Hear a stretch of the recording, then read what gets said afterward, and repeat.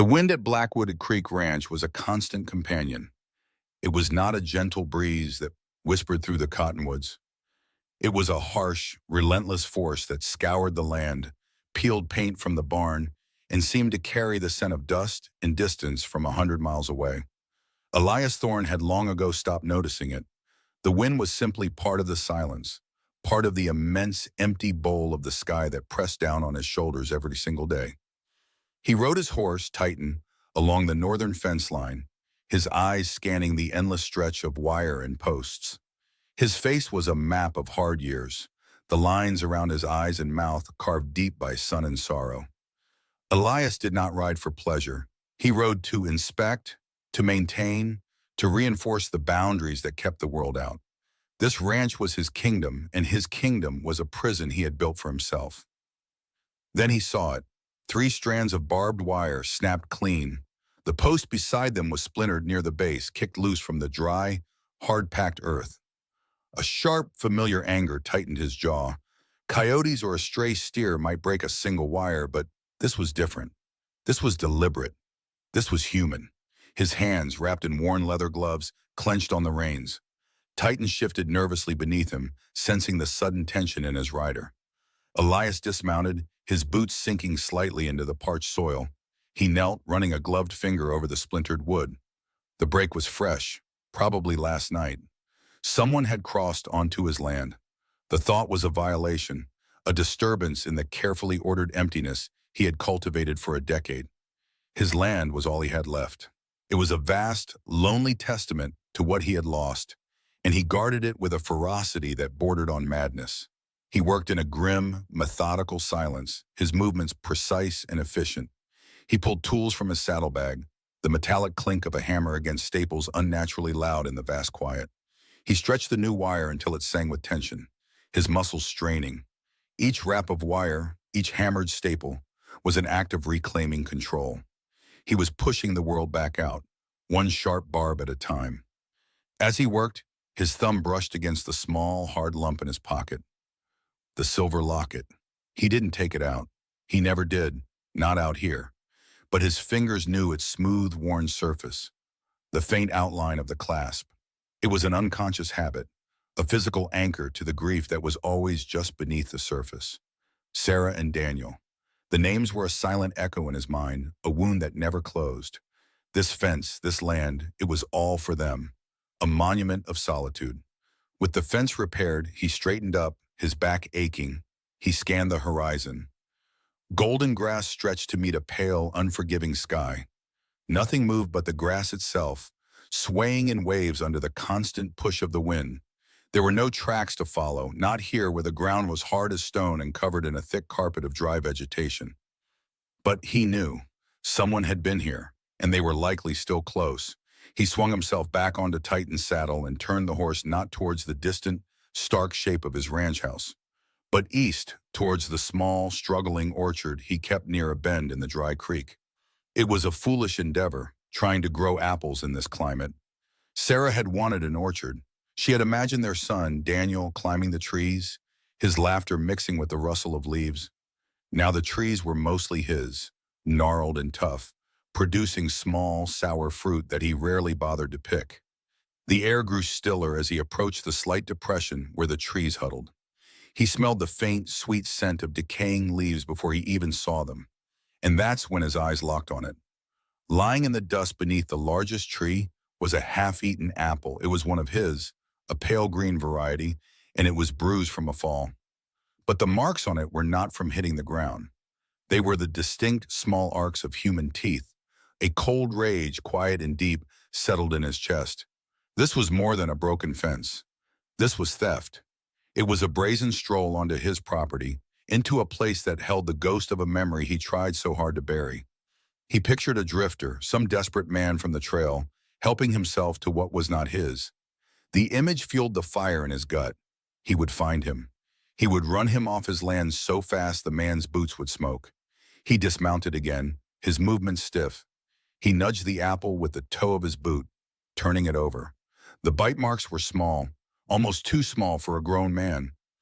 He frowned, a flicker of confusion cutting through his anger. He scanned the ground around the tree. There were scuffs in the dirt, indistinct and muddled. More than one person? He couldn't be sure. The wind and the dry soil conspired to keep secrets. He left the apple where it lay, a piece of evidence in a crime only he was investigating. The sun was beginning to dip towards the western horizon, painting the clouds in fiery strokes of orange and purple.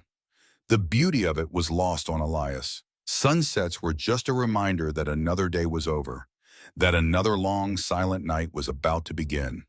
The house would be empty, the dinner table would be set for one. The only sound would be the creak of the floorboards and the sigh of the wind. He rode back slowly, letting Titan pick his way along the familiar path. The shadows stretched long and distorted across the plains, turning familiar shapes into strange, lurking creatures. He passed the dry creek bed, a wide, sandy scar on the land that only saw water during the spring melts.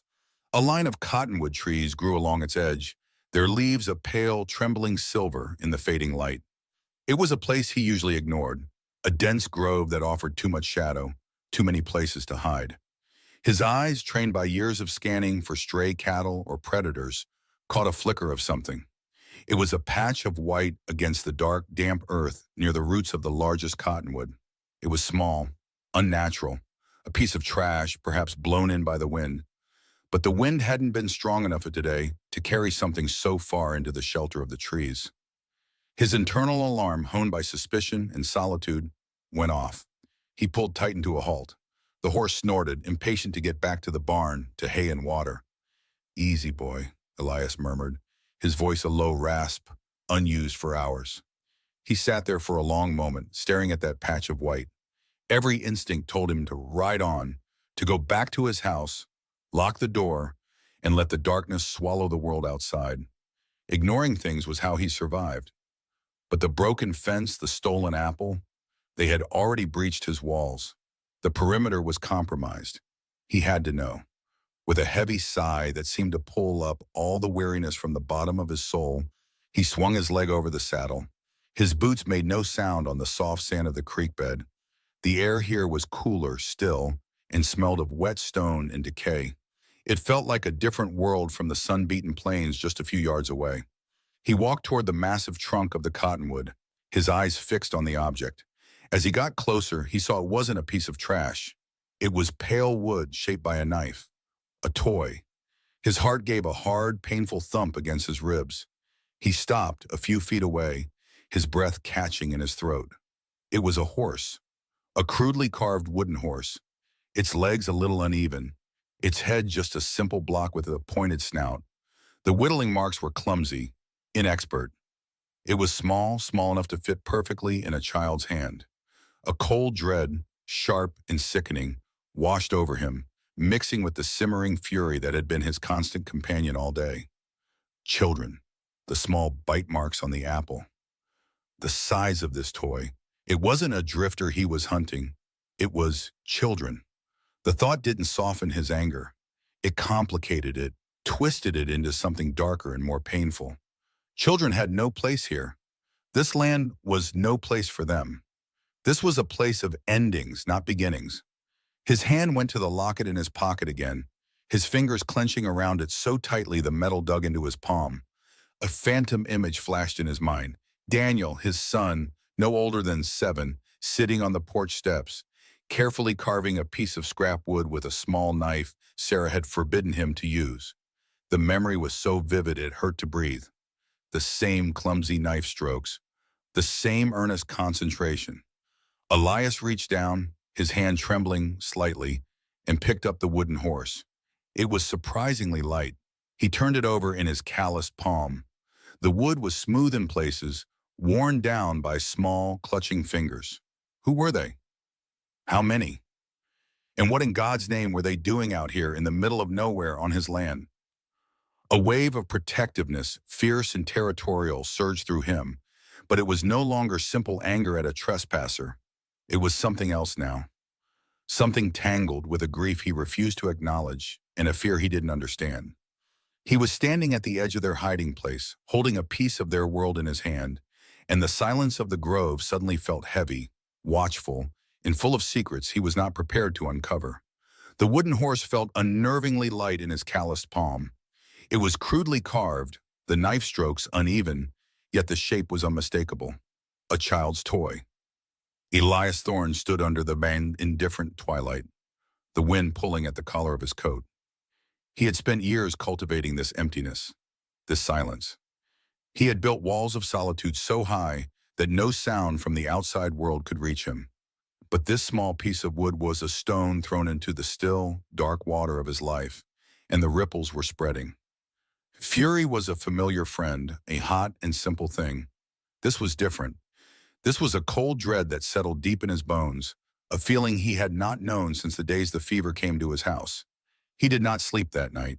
He sat at the long, empty dining table, the wooden horse placed precisely in the center. In the flickering lamplight, it seemed to watch him. The house was a tomb of memories, each silent room a monument to Sarah and Daniel. He could almost hear the echo of his son's laughter chasing the dust motes in the air. The toy was an intruder, a profanity against that sacred quiet. He thought of the half-eaten apple, the broken fence, not vandals, not opportunistic drifters. Children. The thought didn't soften him. It hardened him further. His land was not a playground. It was a memorial, a place where the world had ended, and he was its sole grim keeper. Unconsciously, his thumb and forefinger went to his shirt pocket, brushing against the worn, cool metal of the silver locket. He didn't take it out. He just needed to know it was there. The anchor in his unending storm. Dawn broke pale and gray over the eastern plains. Elias was already up, moving with a stiff, deliberate purpose. The coffee he brewed was black and bitter, just like the feeling in his gut. He didn't look at the wooden horse again. He knew its presence without seeing it, a small accusation on his table. After pulling on his worn leather boots, he walked to the gun rack by the door. His hand closed around the smooth, cool stock of his Winchester rifle. It felt solid, real, an instrument of order, a tool that provided clear, simple answers in a world that had become impossibly complicated. He slung a canteen over his shoulder and filled his pockets with cartridges. There was no hesitation in his movements. There was only a cold, methodical resolve. He would find them. He would root them out. He would restore the silence. He rode his horse, Atlas, not towards the open pastures for his usual inspection, but directly back to the dry creek bed. The morning air was crisp, carrying the scent of dust and distant sage. The sun climbed higher, casting long, stark shadows across the golden grass. His property stretched for miles in every direction, an empire of loneliness he had built to protect himself, and it had been breached. He dismounted at the spot where he had found the toy. The earth was dry and cracked, a mosaic of pale brown and gray. For a moment he simply stood, his eyes scanning the ground, letting the landscape speak to him. The wind whispered through the brittle weeds, a lonely, constant sound. Then he saw it, a faint impression in the dust near a clump of thistle. It was small, barely a smudge, but it was undeniably the print of a shoe, a child's shoe, worn and uneven. Elias knelt, his knees cracking. He examined the track with the same intensity he would give a cougar's spoor. The heel was worn down on one side. The person was light, their steps short and hurried. This was not the mark of someone wandering. This was the mark of someone hiding, someone moving with fear as their companion. A grim satisfaction settled over him. They were careless. They were leaving a story written in the dirt, and he knew how to read it. He began to track, leaving Atlas to graze. The rifle was a comfortable weight in the crook of his arm. He moved slowly, his gaze fixed on the ground a few feet ahead of him. Another print appeared, then another, a faint trail leading away from the open space of the creek and towards the thicker brush that lined its banks. He found a place where a small foot had slipped on loose gravel, the scuff mark a testament to haste. He imagined a small figure stumbling in the near darkness, heart pounding, glancing over a shoulder. The image did not move him to pity. It fueled his sense of violation. They were afraid of him, and they should be. This was his world. He made the rules here. The trail was difficult to follow.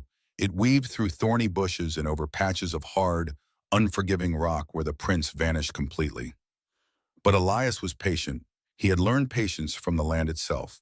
He would circle, casting out in wider and wider arcs until he found the trail again.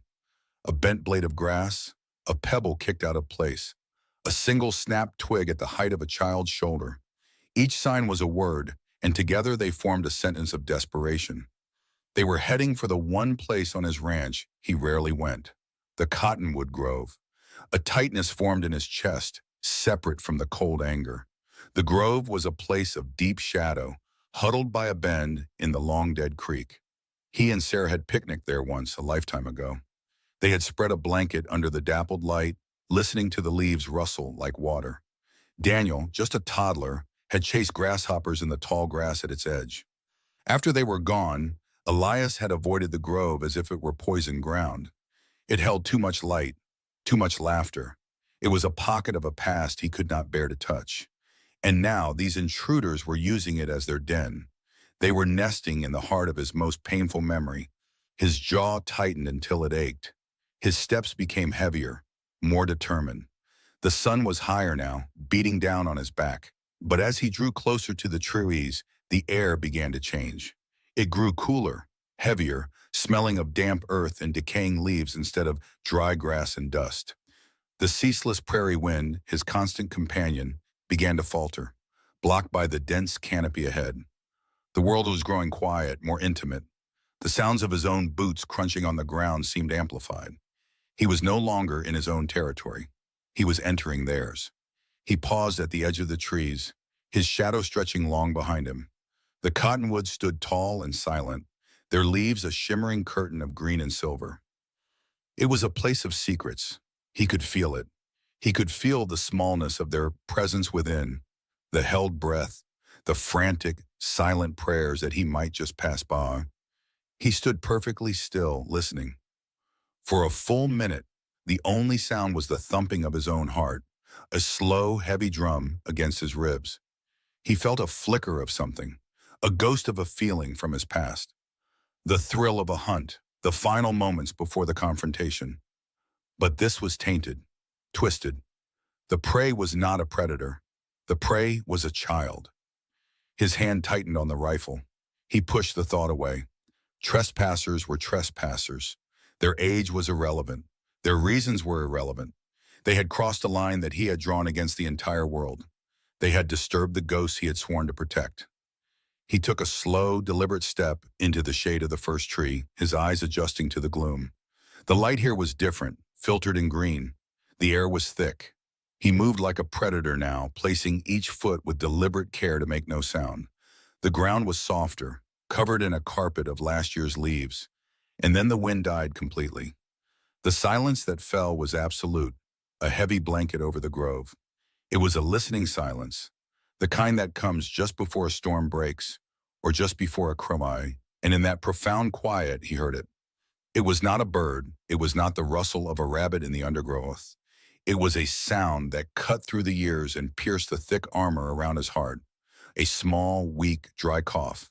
It was followed by another, a pathetic, rattling sound that spoke of frail lungs and a body fighting a losing battle. It was the sound of a sick child, the sound of helplessness. It was the sound that had filled his own house in those final terrible weeks. The sound of Daniel's life slipping away, breath by painful breath. For an instant, Elias froze. The rifle in his hand suddenly felt immensely heavy. The world tilted, the green light of the grove swirling with the lamplight of a sick room from a decade ago. He saw Sarah's pale, exhausted face. He felt the terrifying warmth of his son's fevered forehead under his palm. The cough came again, closer this time, just beyond a thicket of wild plum bushes. The sound did not break him. It did not fill him with compassion. It filled him with a sudden, blinding rage. It was the rage of a man forced to confront the one thing he could not fight, the ghost of his own powerlessness. He could not save his own son. He could not stop the fever. He could not fight the will of a merciless God. But this he could control. He could stop this intrusion. He could silence this terrible, echoing sound. He could restore his sterile peace. This was a battle he could win. The grief and the fury and the pain of 10 years twisted together inside him, hardening into a single sharp point of action. He raised the Winchester. His movements were fluid, devoid of any tremor. With his thumb, he pulled back the hammer. The click of the metal being cocked was obscenely loud in the cathedral-like quiet of the grove. The sound echoed off the trees, a sharp, metallic pronouncement. It was a full stop, an undeniable threat. It was the only language he had left. He took a deep breath of the cool, damp air and prepared to step through the last curtain of leaves, ready to confront the ghosts who had dared to trespass on his own.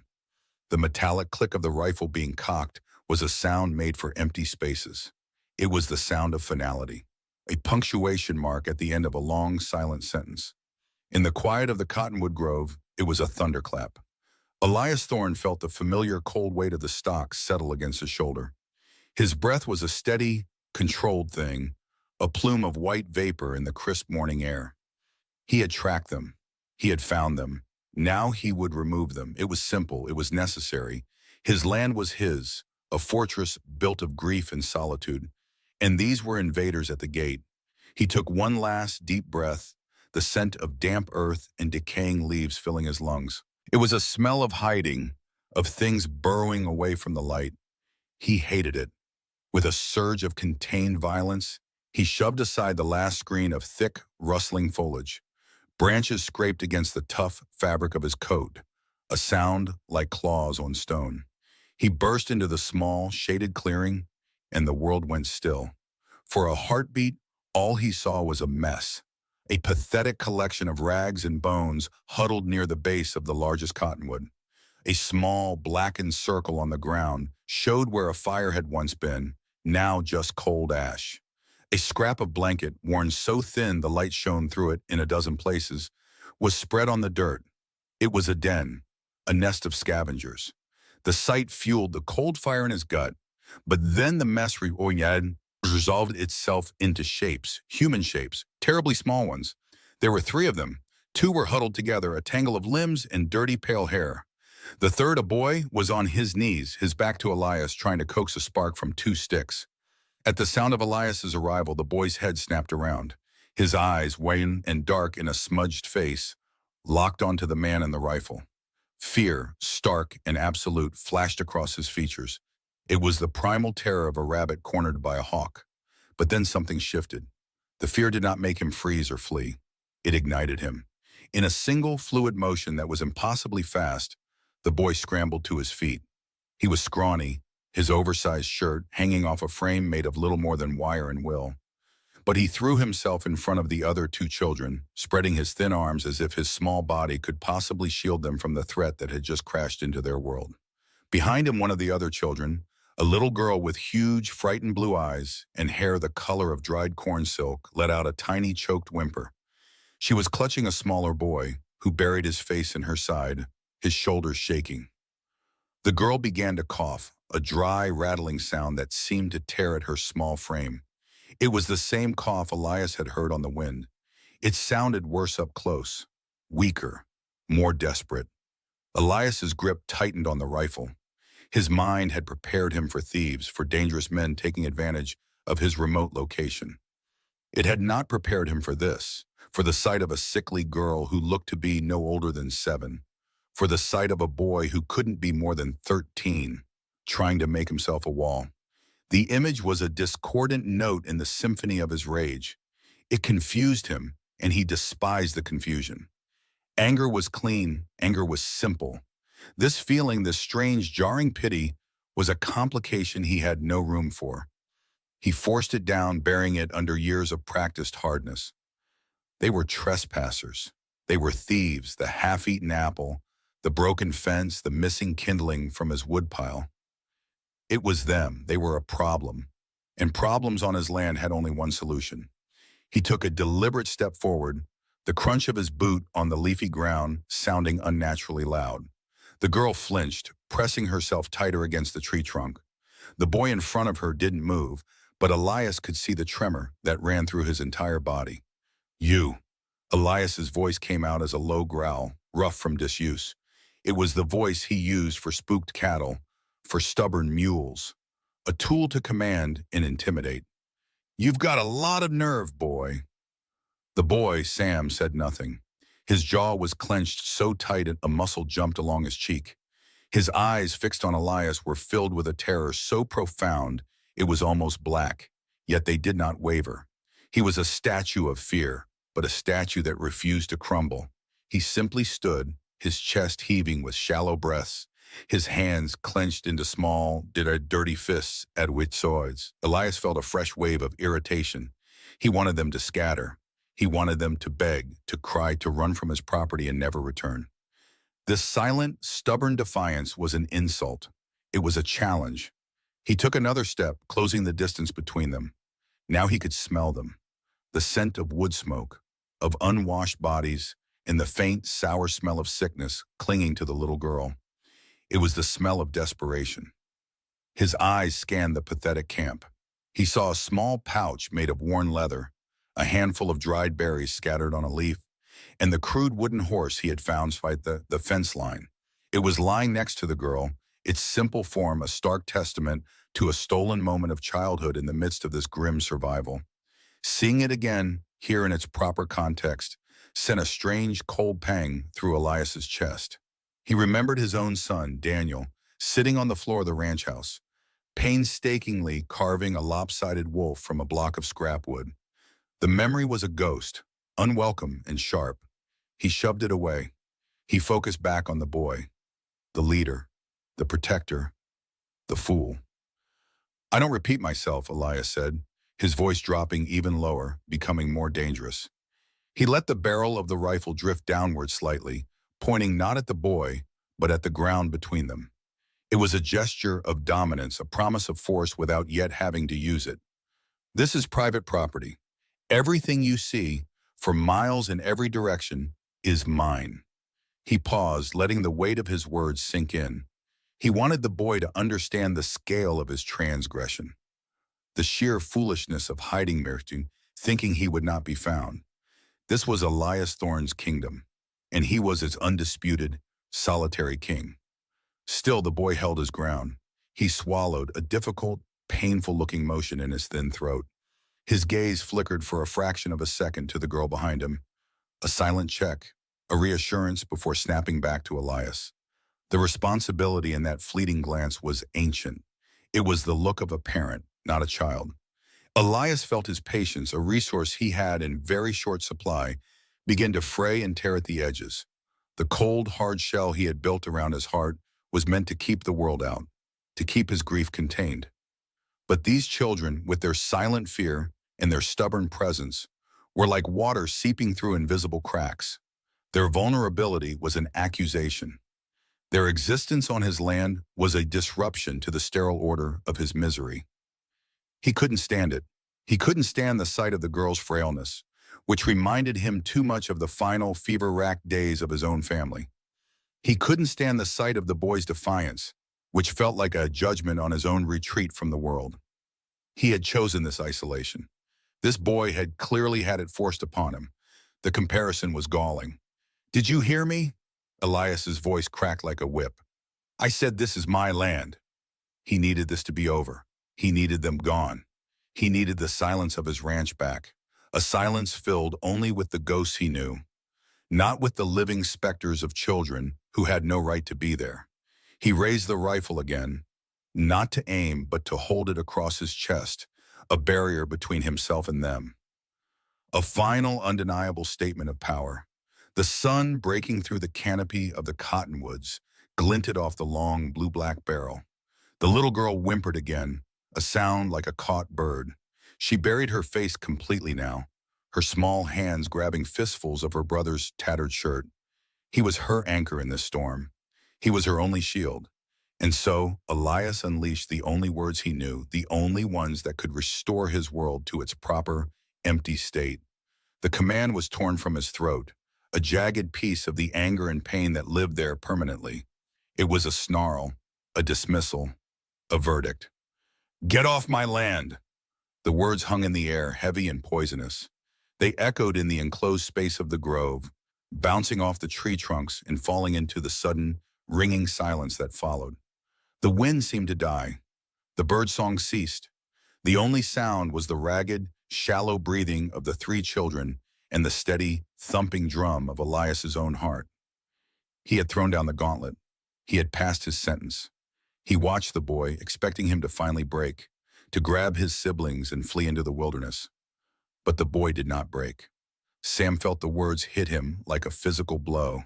He felt his sister's hands clutching his back, her trembling transferring into his own body. Every instinct screamed at him to run, to grab Lily and the other boy, Thomas, and disappear back into the vast, indifferent plains. The man before them was terrifying. He was a mountain of old leather and cold fury, holding a piece of thunder in his hands. The man's gray eyes were like chips of winter ice, promising nothing but a harsh and painful end. Fear was a cold liquid filling Sam's lungs, making it hard to breathe. He could feel his knees wanting to buckle. His hands, though clenched, were shaking uncontrollably. A part of him, the child part that had died months ago on a dusty trail, wanted to curl up on the ground and weep. But then he felt Lily's cough, a small, desperate tremor against his spine. He thought of her face in the near darkness of the night, pale and sweating with fever. He thought of Thomas, who hadn't spoken more than 10 words since they'd buried their mother. He was all they had. If he ran, they were lost. If he fell, they would fall with him.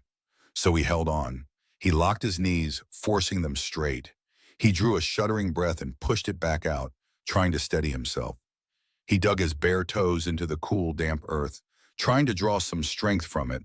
He was a trespasser here, but for the last few days, this small patch of ground had been their entire world. It was the only home they had. He would not give it up without a fight, even if the fight was just to stand still. He lifted his chin, a small, almost imperceptible movement. He focused his gaze, looking past the rifle, past the man's broad, intimidating shoulders. He looked directly into those cold gray eyes. He would not show this man his terror. He would not give him the satisfaction. He had faced starvation. He had faced sickness. He had faced the lonely, silent death of his parents. He had seen worse than an angry man with a gun. Elias Thorne stared, waiting. He expected tears. He expected flight. He did not expect this. The boy's face was a mask of dirt and fear, but his eyes were like two pieces of hard, unyielding stone. They were fixed on him, a silent challenge that was louder than any shouted threat. There was no pleading in them. There was no surrender. There was only a deep, bottomless well of terrified resolve.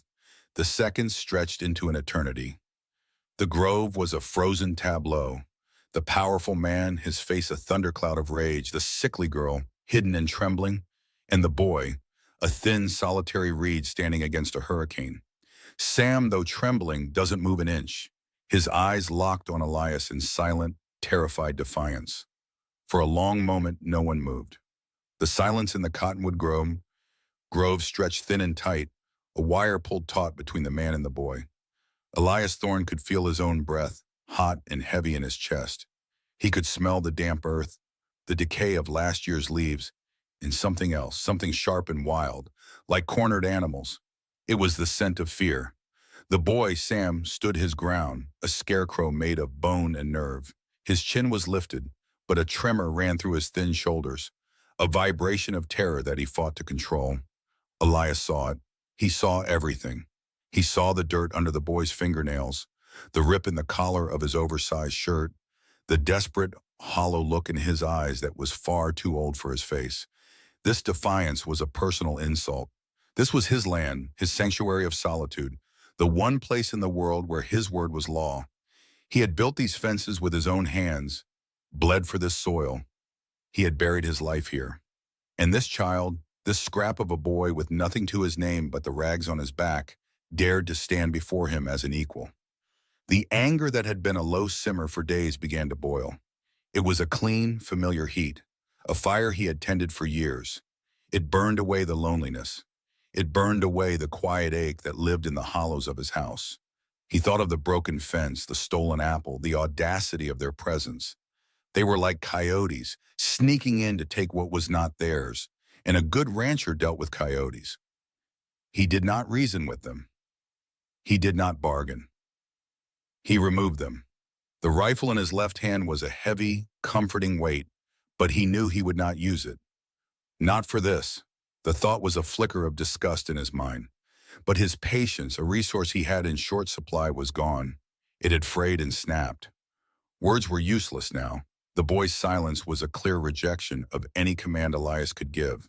There was only one language left, the language of force, the language of ownership. With a grunt that was more frustration than sound, Elias lunged forward. He closed the 10 feet between them in two long strides, his boots sinking into the soft ground. His right hand shot out, a blur of motion meant to intimidate, to end this standoff once and for all. He bypassed the boy's defiant stare and clamped his hand around Sam's upper arm. The contact sent a jolt through him, but not of triumph.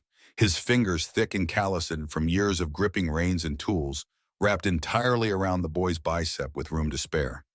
It was like gripping a dry branch.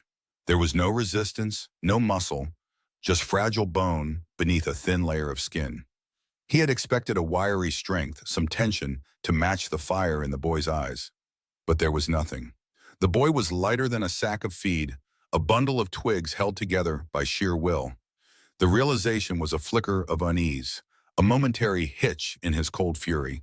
He tightened his grip, ready to haul the boy out of the grove and march all three of them off his property. But then, a sound. It was not the boy who made it. It came from behind him, from the small, huddled form he had barely registered. Lily. It was a sob, but not a child's simple cry. It was a sharp, high-pitched gasp of pure terror, a sound ripped from the deepest part of her chest, the sound of a world breaking. It was the noise a small creature makes when it sees the hawk's shadow fall over it, a cry that held no hope of rescue, only the certainty of destruction. The sound did not just enter Elias's ears, it bypassed them entirely. It shot through his nervous system like a current of ice and lightning, striking a place deep inside him that had been walled off and buried for years. His grip, which had been iron a second before, went slack. His fingers, which could break a horse's spirit, suddenly lost all their strength. The anger that had been a roaring furnace was doused in an instant, leaving behind a cold, acrid smoke.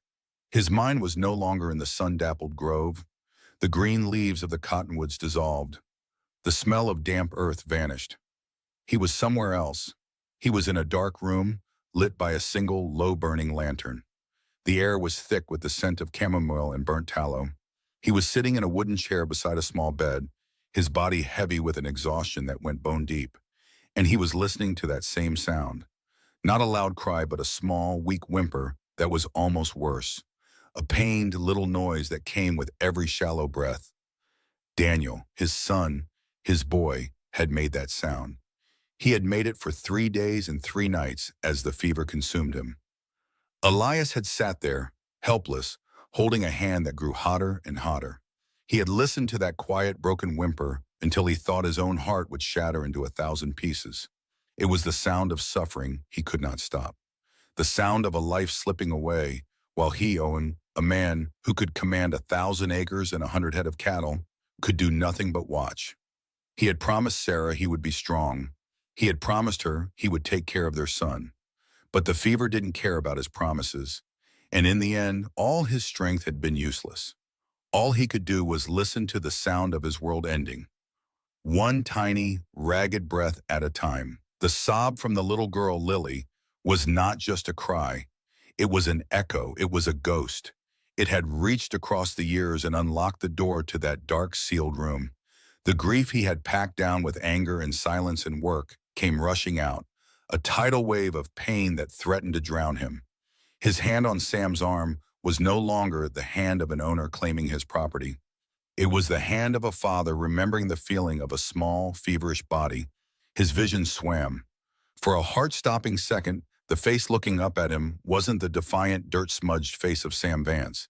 It was Daniel's face, pale and sweating, his eyes wide with fear and confusion. The rifle in his other hand suddenly felt obscene, a grotesque weight of violence in the face of such fragile life. His own hand, the one holding the boy, began to tremble. It was a slight tremor at first, then a visible shake, a betrayal by his own body.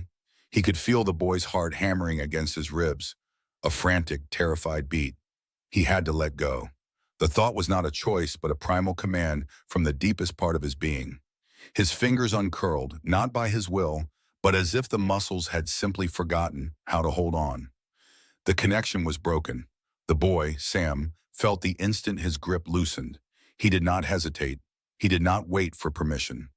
With a desperate, animal strength, he ripped his arm from Elias's now limp hand. The movement was so violent it sent him stumbling backward, his worn boots catching in the undergrowth. He nearly fell, his arms flailing for a moment to regain his balance. But he did not run away. He did not even look back at Elias. The second his feet were steady, he scrambled back to his original position, a human shield protecting his sister. He planted his feet, his small chest heaving, his eyes still locked on the man who stood frozen before him. He was a sentry returning to his post, a guardian who had been momentarily thrown aside, but whose duty remained unchanged.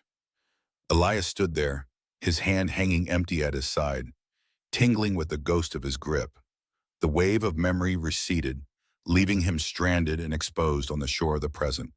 The grove came back into sharp focus. The green leaves, the shafts of sunlight, the two small, terrified figures huddled in the shadows. His anger was gone. In its place was a vast, hollow emptiness. The silence returned, but it was different now. It was no longer tense. It was heavy, filled with the unspoken weight of what had just passed between them. A child's cry had pierced his armor, and now he stood wounded and disarmed, not by a weapon, but by a memory. Sam wrenched his arm free, stumbling back, but immediately repositioning himself between Elias and his sister. The air in the cottonwood grove was dead still. All sounds seemed to have been swallowed by the little girl's sob, a ghost of a noise that still echoed in Elias Thorne's ears. The boy, Sam, stood his ground, a scarecrow made of bone and nerve, his small shoulders squared. He had placed himself back between Elias and the girl, a pathetic, defiant barrier. The fury that had propelled Elias forward just moments ago now felt thick and heavy in his chest, a poison without an outlet. The image of the boy's thin arm, the fragile bones beneath the grimy skin, was seared into his mind. For years, Elias had commanded his world with an iron will. Fences were mended, cattle were driven.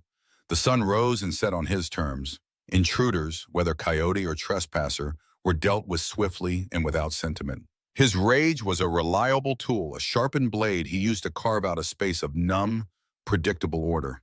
But the girl's cry had blunted that blade. It had struck a chord deep inside him, a note he thought had gone silent forever. The memory of his own son, Daniel, wailing in the grip of a fever, was a wound that never closed. And this girl's fear had pressed directly on it. Now, looking at the boy, Elias felt his anger surge again, this time mixed with a confusing desperation. He needed to restore the old order. He needed to be the fearsome owner of Blackwood Creek Ranch, not a man frozen by the ghost of a child's cry. He needed this boy to break, to cower, to run. It was the only way to put things back in their proper place. He let the heavy rifle sag slightly in his grip, a deliberate gesture of power. He was the one in control here. He was the one with the weapon. He leaned forward, lowering his voice into a low growl that had sent grown men backing away. The sound scraped from his throat, rusty from disuse in anything but curses and commands. "You think you can stand against me on my own property?" The words hung in the dappled sunlight, heavy with threat. They were meant to crush. They were the final weight intended to splinter the boy's fragile courage. Elias watched the boy's throat, waiting for the gulp of submission. He watched his eyes, expecting them to drop to the dusty ground. He expected tears, pleading, a desperate scramble to obey.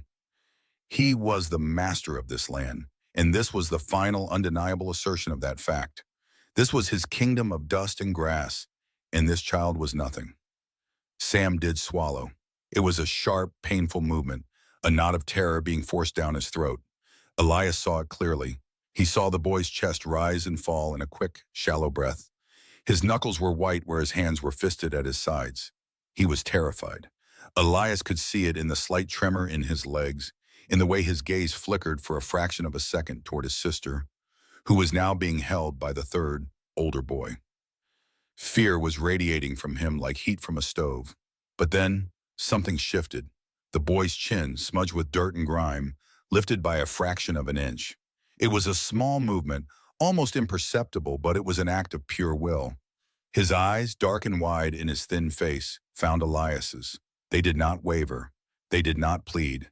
They locked onto Elias's gray gaze with an intensity that was unnerving. They were not the eyes of a child begging for mercy. They were the eyes of an old soul looking out from a young body, eyes that had already seen the end of the world and had found it wanting. When Sam finally spoke, his voice was not what Elias expected. It was not a shout of defiance or a tearful whimper. It was quiet, thin, and it shook with a tremor that matched his trembling legs.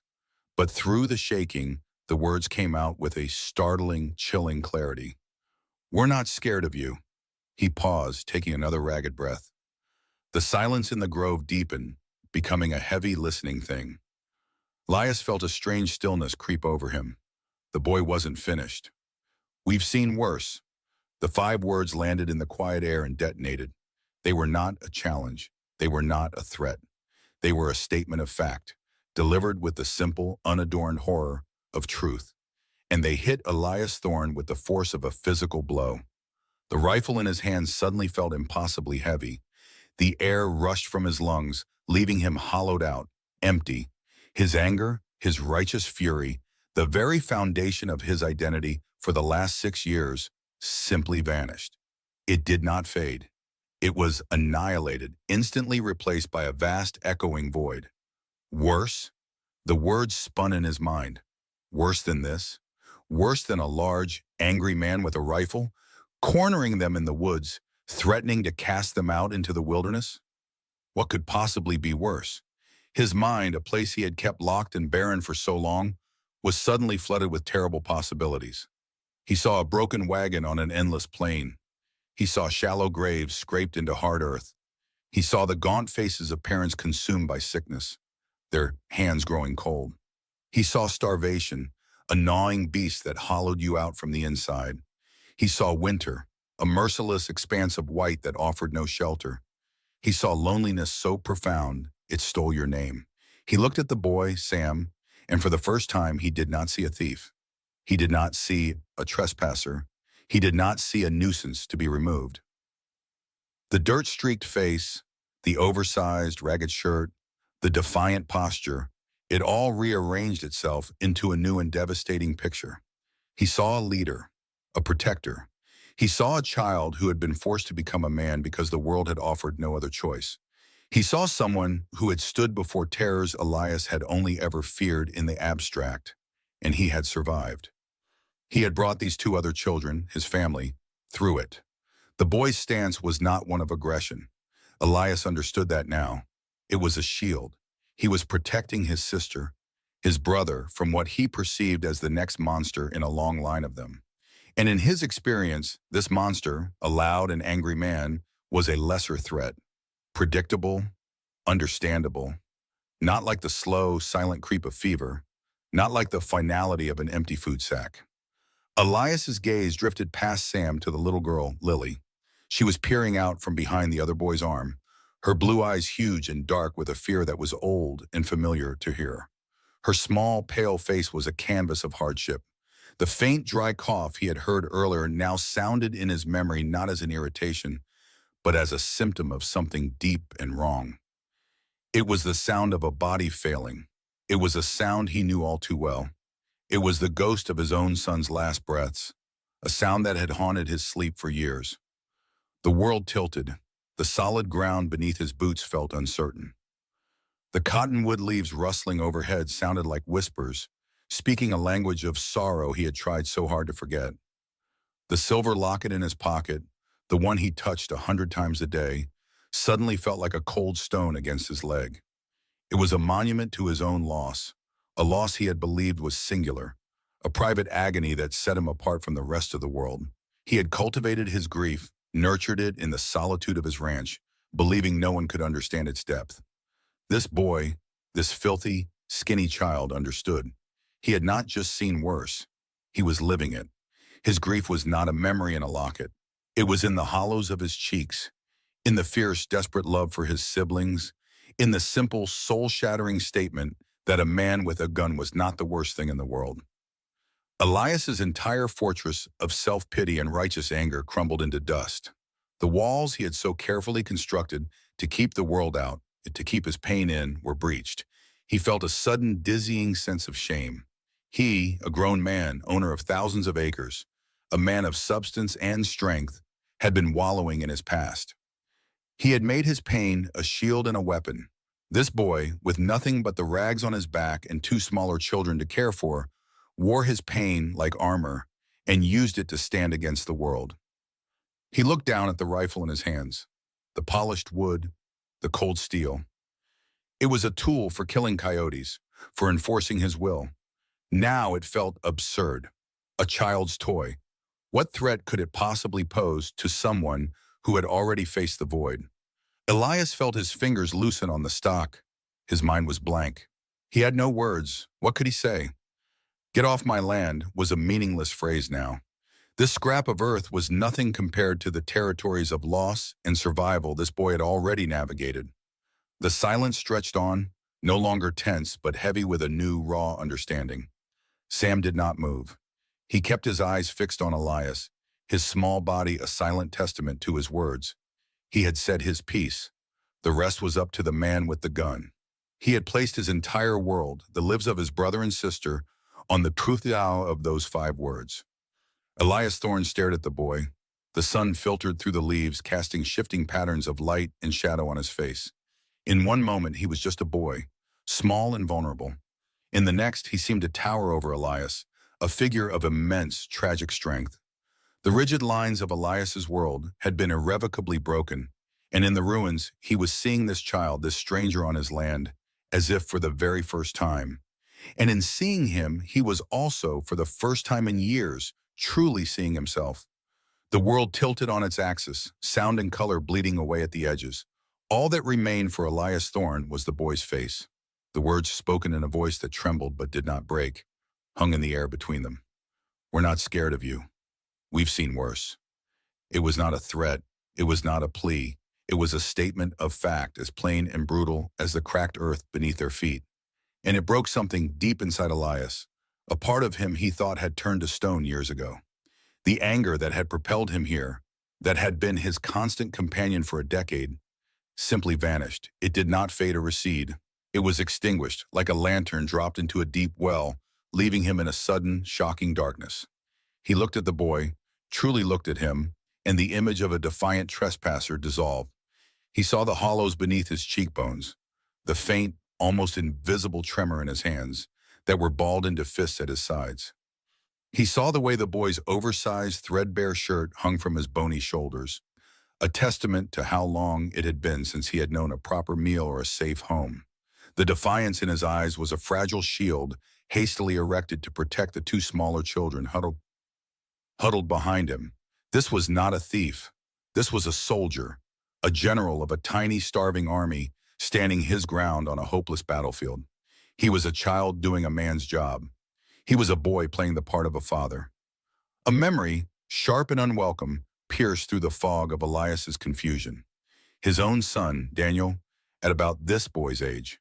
Daniel had been terrified of thunderstorms. He would run into his parents' room, his face pale, and burrow between Elias and Sarah, a small, warm body trembling against their own.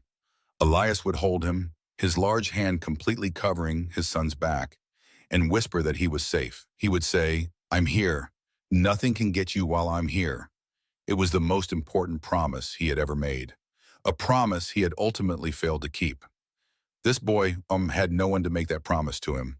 Instead, he was the one making it, with his body, with his life, to the little girl with the rattling cough and the even smaller boy beside her. He was their shield. He was their fortress.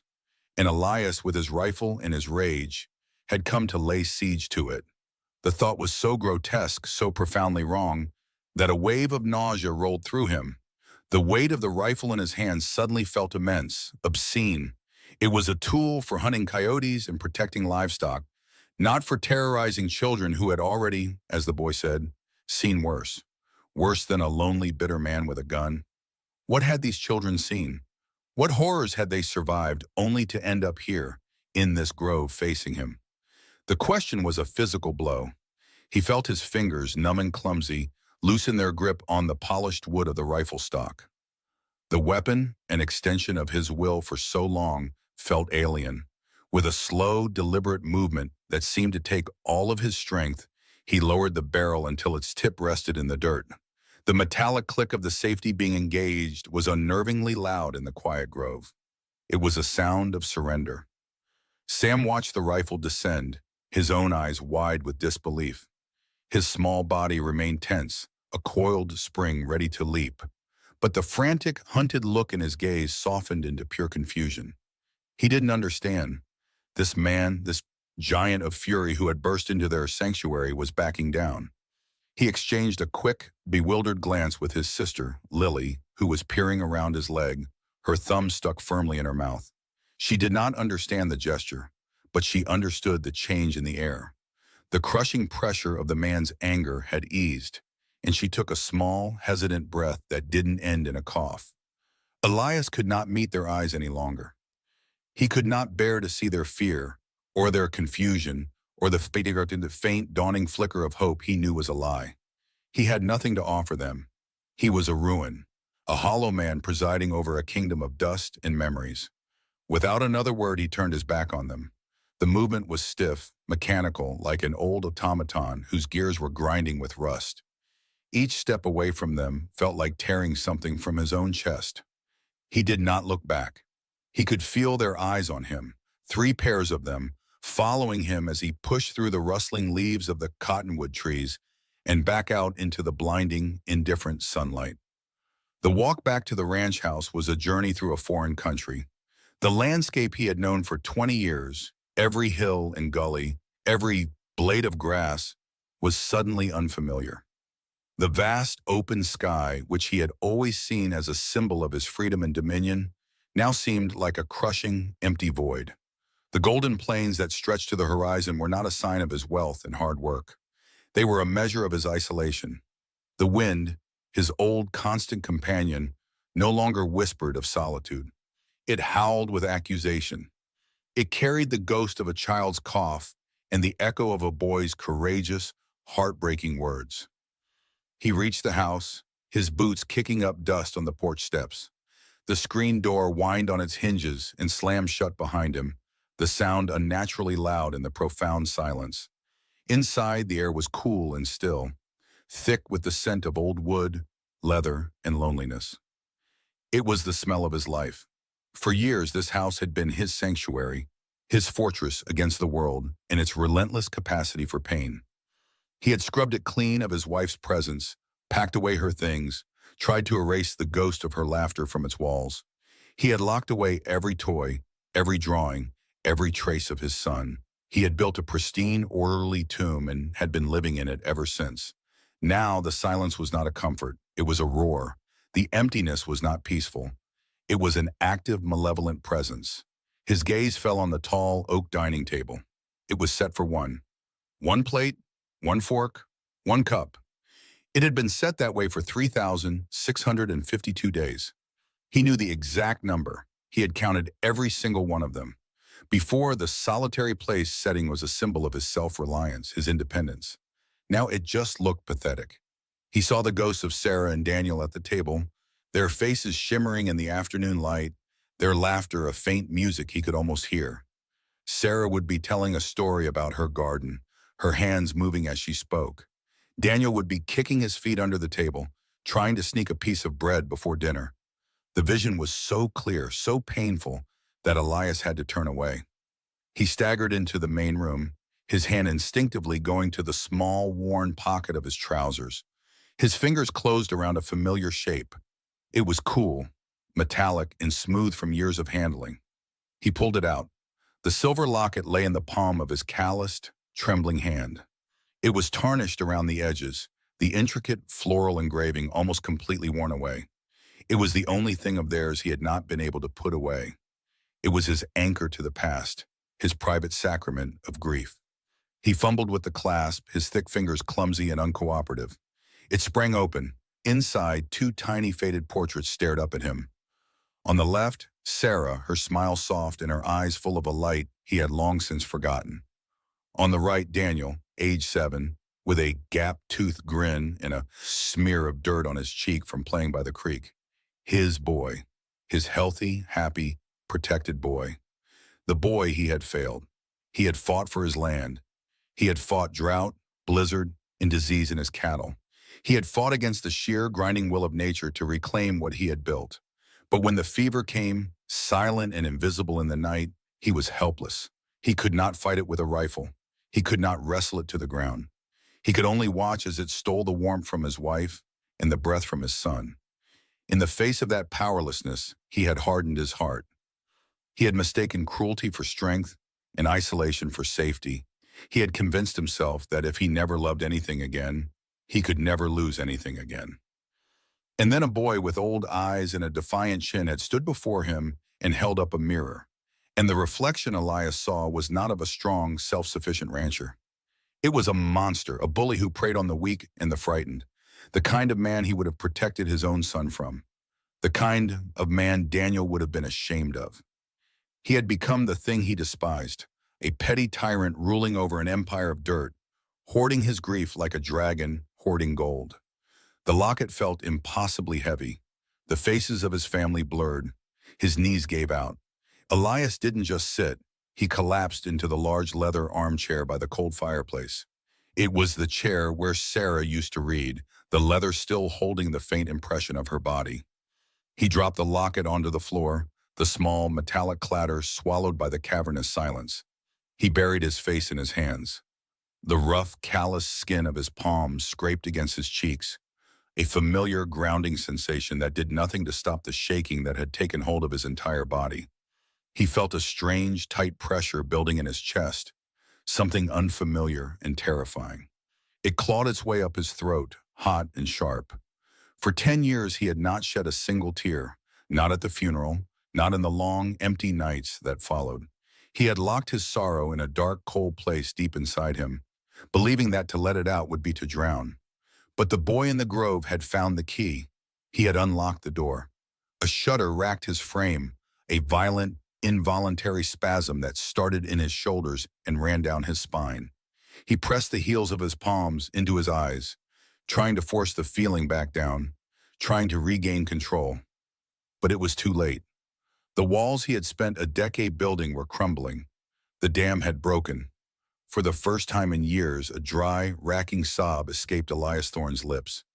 The sob was a stranger in his throat, a dry, tearing sound that left him hollowed out and shaking in the dark. For a long time, Elias Thorne did not move from the chair. The silver locket grew warm in his clenched fist, its smooth surface a cold comfort that no longer worked. Outside, the sun had bled away, leaving the sky a deep, bruised purple that deepened to black. The silence of the house pressed in, a familiar weight that had suddenly become unbearable. It was no longer the quiet of solitude. It was the quiet of a tomb. He finally pushed himself to his feet, his joints aching with a weariness that went far beyond the day's labor. He moved through the darkness of his home by memory alone. Each step was a ghost. Past the cold fireplace where Sarah had once read to Daniel, past the dining table with its 3 empty chairs. He didn't light a lamp. He had preferred the darkness for years, finding a grim companionship in the shadows. Tonight, the shadows felt like they were watching him, judging him. He undressed mechanically and slid into his cold bed, pulling the blankets up to his chin. He stared at the ceiling, waiting for the blessed emptiness of sleep. It did not come. Instead, a low rumble started in the west, a distant growl that vibrated through the floorboards. The first sign of the storm. Elias had lived on these plains his entire life. He knew their language. He knew what that sound meant. He closed his eyes, trying to force the image of the children from his mind. The defiant boy, the smaller one hiding behind him, and the little girl with her pale hair and a cough that sounded like dry leaves skittering across stone. The wind began to pick up, a low moan around the corners of the house. It was a lonely sound he usually found soothing. Tonight it sounded like a lament. He turned onto his side, punching his pillow into a new shape. It did no good. His mind was a traitor, replaying the scene in the cottonwood grove again and again. The snap of the twig under his boot, the fear in their eyes, the boy's voice shaking but unbroken. "We're not scared of you. We've seen worse." Worse? What was worse than a large, angry man pointing a rifle at you? What had a boy that young seen that made this encounter just another hardship to be endured? Elias tried to imagine it, to conjure a world outside his own misery. He saw dusty trails, broken down wagons, the shallow graves that littered the path west. He saw hunger that gnawed day and night. He saw the kind of cold that settled deep in the bones and never truly left. He saw a world without a roof, without a door to lock against the dark. A sudden sharp crack of thunder sounded directly overhead, and the rain began. It was not a gentle spring shower. It was a deluge, a solid wall of water hitting the roof with the force of 1,000 fists. The windows rattled in their frames. Elias flinched, his body tensing. In his mind's eye, he was no longer in his dry, warm bed. He was in the grove. He could feel the cold water plastering his shirt to his skin. He could hear the roar of the wind through the cottonwood leaves, a sound of tearing and chaos. He saw the children huddled together under a flimsy lean-to of branches that would be useless in a storm like this. He saw them shivering, their ragged clothes soaked through. He could almost hear the little girl's cough, now wet and ragged, each gasp for air a struggle. Fever takes the small ones first. The thought came unbidden, a cold, hard fact from a part of behind his life he kept buried. He remembered sitting by Daniel's bed, listening to the sound of his son's breathing, charting the terrifying progression from a simple cough to a fight for every breath. He remembered the useless feeling of a cool cloth on a forehead that burned with an impossible heat. He threw the blankets off, his skin prickling in the cool air of the room. "It's not your concern," a hard voice inside him snarled. The voice that had kept him going for 5 years. The voice that had rebuilt his world on a foundation of indifference. They are trespassers, vagrants. Their fate is their own. The world is a harsh place, and pity is a fool's game. It will break you. It already broke you once. He stood up and walked to the window, peering out into the maelstrom. A flash of lightning bleached the world white for a split second. He saw the yard turn to a sea of mud, the fence posts standing like lonely sentinels against the onslaught. He saw the distant shape of the cottonwood grove, a dark mass of tossing branches, a place of utter vulnerability. Another rumble of thunder shook the house, and he imagined the children flinching, the little girl crying. He remembered how Lily had sobbed when he'd grabbed her brother's arm. The sound had been a key turning in a lock deep inside him. He turned from the window and began to pace the floor of his bedroom. The bare wood was cold under his feet. 3 steps one way, 3 steps back. A caged animal, his calloused hands clenched and unclenched at his sides. The hardened part of him fought desperately for control. Helping them is a mistake. You give them a meal, they'll expect a home. You give them a blanket, they'll want a bed. You open the door an inch, they will push it wide open and bring the whole broken world in with them. And you will have to watch them suffer. You will have to watch them fail. You will have to feel it all again. But then Sam's face appeared in his mind. The boy's chin held high, his eyes, ancient and weary, fixed on Elias's. He hadn't been pleading for mercy. He had been stating a fact. His life was hard, and Elias was just one more obstacle in it. There was a strength in that boy Elias hadn't seen in grown men, a strength born of necessity, of protecting the only thing he had left.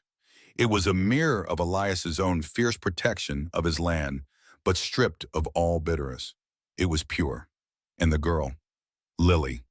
Her face was a pale echo of his own Daniel. The same delicate frame, the same vulnerability that made you want to build a fortress around her. The cough was a death knell in the cold, wet dark. He knew it. As surely as he knew his own name, he knew what this night would do to a child that frail. He could lie in his bed, listen to the storm, and pretend he didn't know. He could wake up in the morning to a quiet grove and tell himself they had moved on. He could lie to himself for the rest of his life. But he had heard the cough. He had seen her face. He could not unknow it. A violent gust of wind hit the west side of the house with a percussive boom. It sounded less like wind and more like something solid, something immense and furious trying to break its way in. The window pane vibrated, a low hum of stressed glass that seemed to travel up his spine. The sound broke his paralysis. The internal debate was over. There was no victory, only a weary surrender to a part of himself he thought had died with his son. He could not be the man who lay warm in his bed, while a child succumbed to the cold on his land. Whatever that made him, whatever pain it would bring, it was better than the man he would be if he did nothing. He stopped pacing. The house was utterly black between the flashes of lightning. He stood for a moment in the center of the room, a tall, grim silhouette. He walked over to his dresser. His hand hovered for a second over the top drawer, where the silver locket lay wrapped in cloth. A habit, a reflex. He pulled his hand back as if burned. Not tonight. Tonight was not about the past. He moved out of the bedroom and into the main living space. His calloused fingers found the small metal lever on the lantern that sat on the mantelpiece. He struck a match, the hiss and flare of it unnaturally loud in the quiet. He touched the flame to the wick. A warm golden light pushed back the oppressive darkness, casting long dancing shadows that made the empty room seem even larger. The flame was small but steady, a fragile defiance against the roaring chaos outside. Elias held the lantern aloft. Its light fell on the path through his home. He looked towards the front door, at the heavy iron bolt he slid into place every single night. That bolt had kept the world out. It had kept him safe inside his grief. But it had also been the door to his cell. He turned away from it. His gaze swept past the cold, empty fireplace, past the chair, where he had finally broken. His path was clear. He walked not to the door to check the lock, nor back to the window to watch the storm. He walked with heavy, deliberate footsteps across the main room, through the archway that led to the back of the house. The lantern light bobbed ahead of him, a single point of purpose in the hollow darkness. He stopped before a narrow wooden door. He pulled the simple latch, and the door to his pantry swung inward. The air that flowed out was cool and dry, rich with the smells of survival. Smoked ham, drying herbs, sacks of flour and beans, the earthy scent of potatoes in a bin. For 5 years, this small room had been a testament to his self-sufficiency, a fortress of solitude. It held enough to see one man through the harshest winter. He raised the lantern. The light illuminated shelves stocked with neat rows of preserved goods. Jars Sarah had put up the last summer before the fever came. He had never been able to bring himself to touch them. His jaw was set, his brow furrowed in a mask of grim determination. This was not a rescue born of kindness or charity. It felt more like a debt, a penance, an act he was compelled to perform by a force he did not understand and did not welcome. He reached past Sarah's jars of peaches and strawberry preserves. His large, rough hand closed around a loaf of day-old bread, still soft in its center. He set it on a crate near the door. Then he took down a thick slab of cured bacon wrapped in cheesecloth. He found a half-full wheel of hard cheese. He moved with a swift, grim purpose, gathering the items like a soldier preparing for a grim campaign. His face, illuminated by the unsteady lantern light, was a landscape of conflict and resolve. He was no longer a man hiding from the world. He was a man stepping back into it, one reluctant foot at a time. The pantry was a small, quiet room, smelling of dried herbs and flour dust. For years, it had been a place of simple function. Now it felt like a confessional. Elias Thorne stood in the center of the room, the lantern light throwing his long shadow against shelves filled with preserves Sarah had put up a decade ago. His hands, usually so steady, felt clumsy and foreign. He had grabbed a loaf of bread from the cooling rack, bread he had baked for himself that very afternoon. It was still slightly warm. The simple act felt like a betrayal of his own rigid solitude. His gaze fell upon a thick wool blanket folded on a high shelf. It was a deep navy blue, woven with a simple white border. He had not touched it, had not even looked at it, since the day he packed away Sarah's things. His mind screamed at him to leave it. It was a relic. It belonged to a life that was over, sealed away like the jars of peaches that would never be opened. But the image of the little girl, Lily, shivering with a cough that rattled her small frame, would not leave him. The sound of the wind howling outside was a constant, mournful cry, and in it he heard the echo of that cough. His fingers hesitated, hovering just inches from the wool. He was a man who had built walls around his heart so high that no one could see in or out. Now he was contemplating taking a stone from that wall and handing it to a stranger. It felt like madness. This was his land. They were trespassers. The boy's words came back to him, unbidden. "We've seen worse."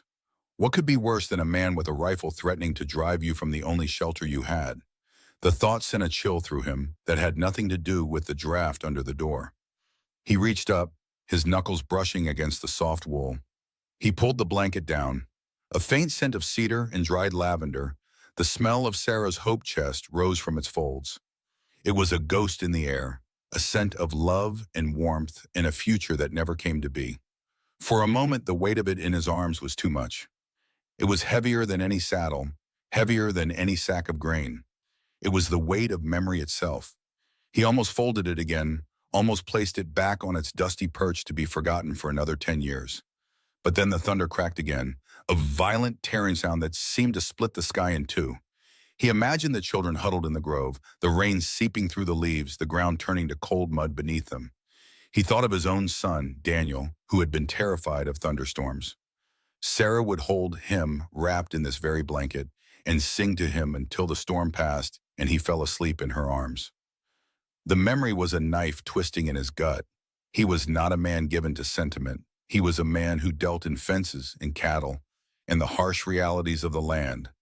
Yet here he was, holding a blanket steeped in sorrow, his knuckles white as he clutched it. With a grim finality, he turned and grabbed a metal canteen from a hook by the door.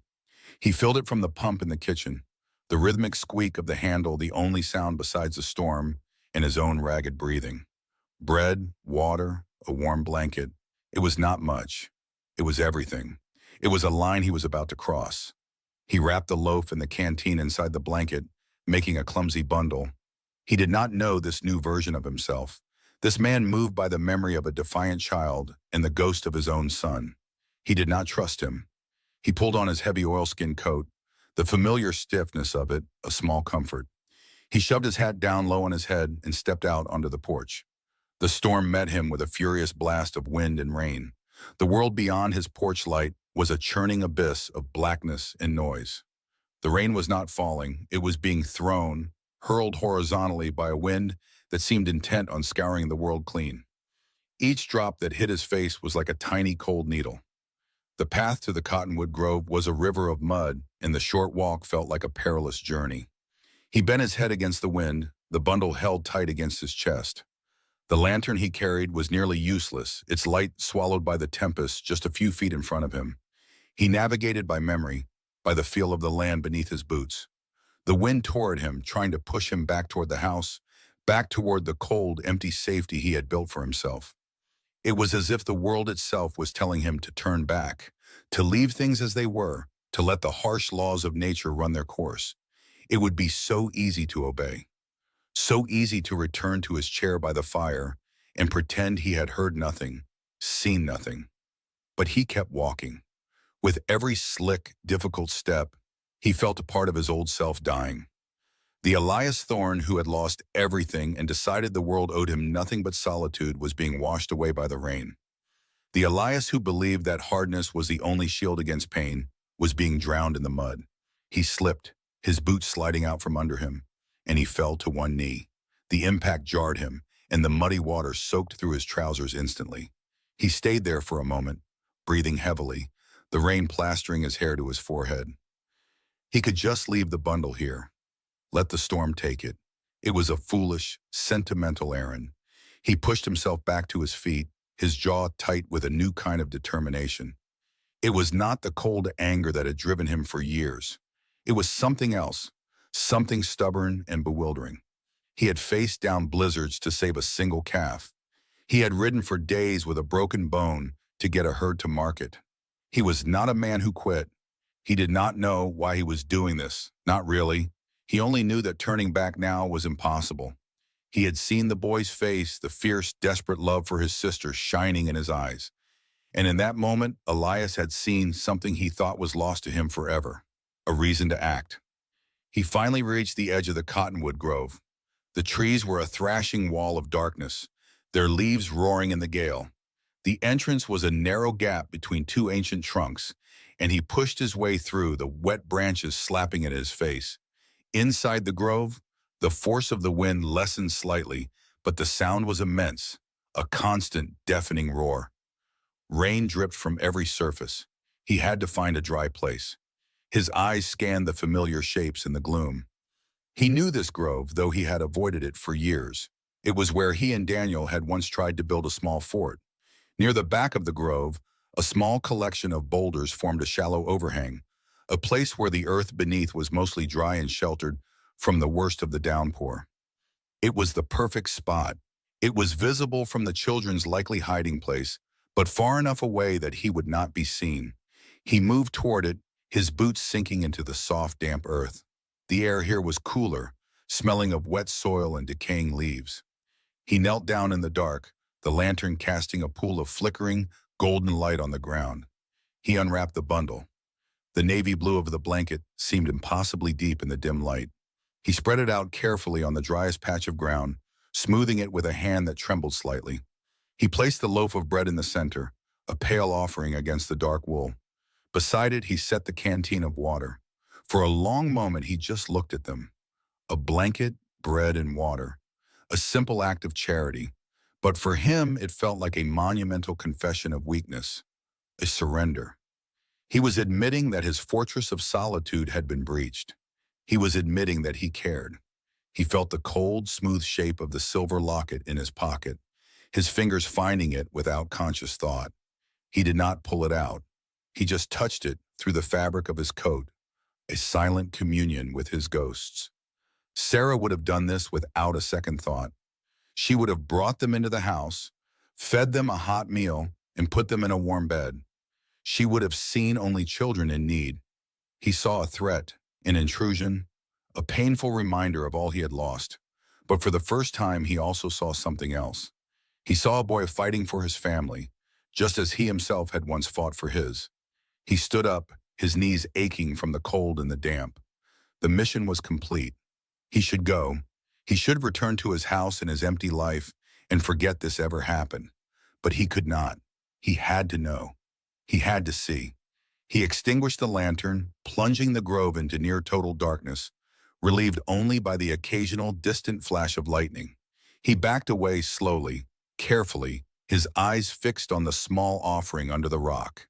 He retreated from the grove, melting back into the storm's fury, and found a place behind a thicket of rain-lashed shrubs about 50 yards away. From there, he could just make out the dark shape of the overhang, and he waited. The rain continued its relentless assault, soaking him to the bone. He was cold, miserable, and felt utterly foolish. He was a wealthy landowner, the master of Blackwood Creek Ranch, hiding in a bush in the middle of a thunderstorm like a common thief. What was he doing? He should be in his bed. He should be guarding his property, not leaving gifts for trespassers. A wave of the old anger washed over him. He had been tricked, made a fool of by a scrawny, defiant boy. He waited. Minutes stretched into an eternity, each one measured by the pounding of the rain and the frantic beating of his own heart. He started to believe they were gone. Perhaps they had fled after his confrontation, seeking shelter somewhere else, somewhere farther away. The thought brought a strange, hollow ache to his chest. He had wanted them gone. He had ordered them gone. So why did the idea of their absence feel like a failure? He scanned the darkness, his eyes straining, searching for any sign of movement. Then he saw it, a flicker, a shape detaching itself from the deeper shadows within the grove.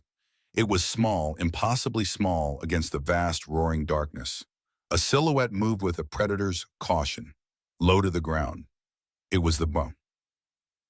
Sam. He moved from the cover of one tree to another, pausing to listen, to watch. Elias held his breath, his body completely still.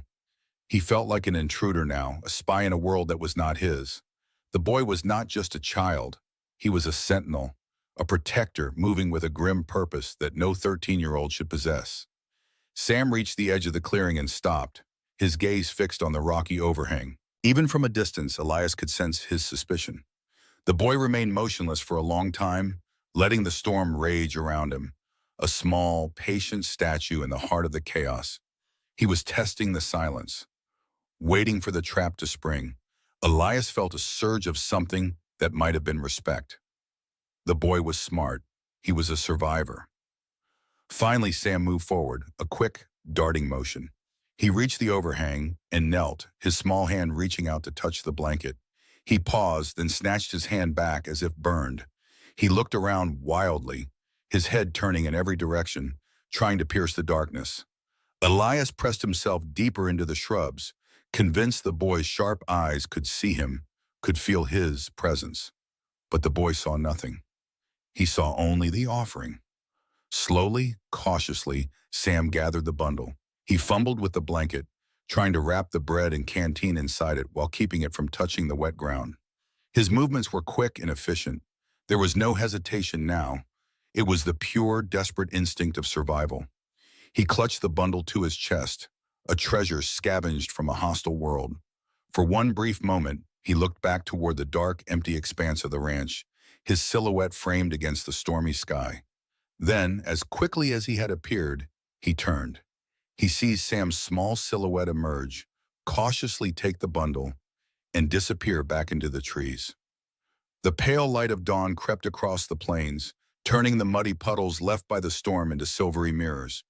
The air was clean, washed of its dust, smelling of wet earth and distant sage. Elias Thorne stood at his kitchen window, a mug of black coffee growing cold in his hands. He had not slept. He had listened to the storm recede, replaced by the dripping of water from the eaves and the frantic chirping of birds reclaiming the morning. He had watched the darkness thin and fade, feeling as though some part of him had been scoured clean along with the landscape. He saw the boy's face in the steam rising from his cup. Samuel.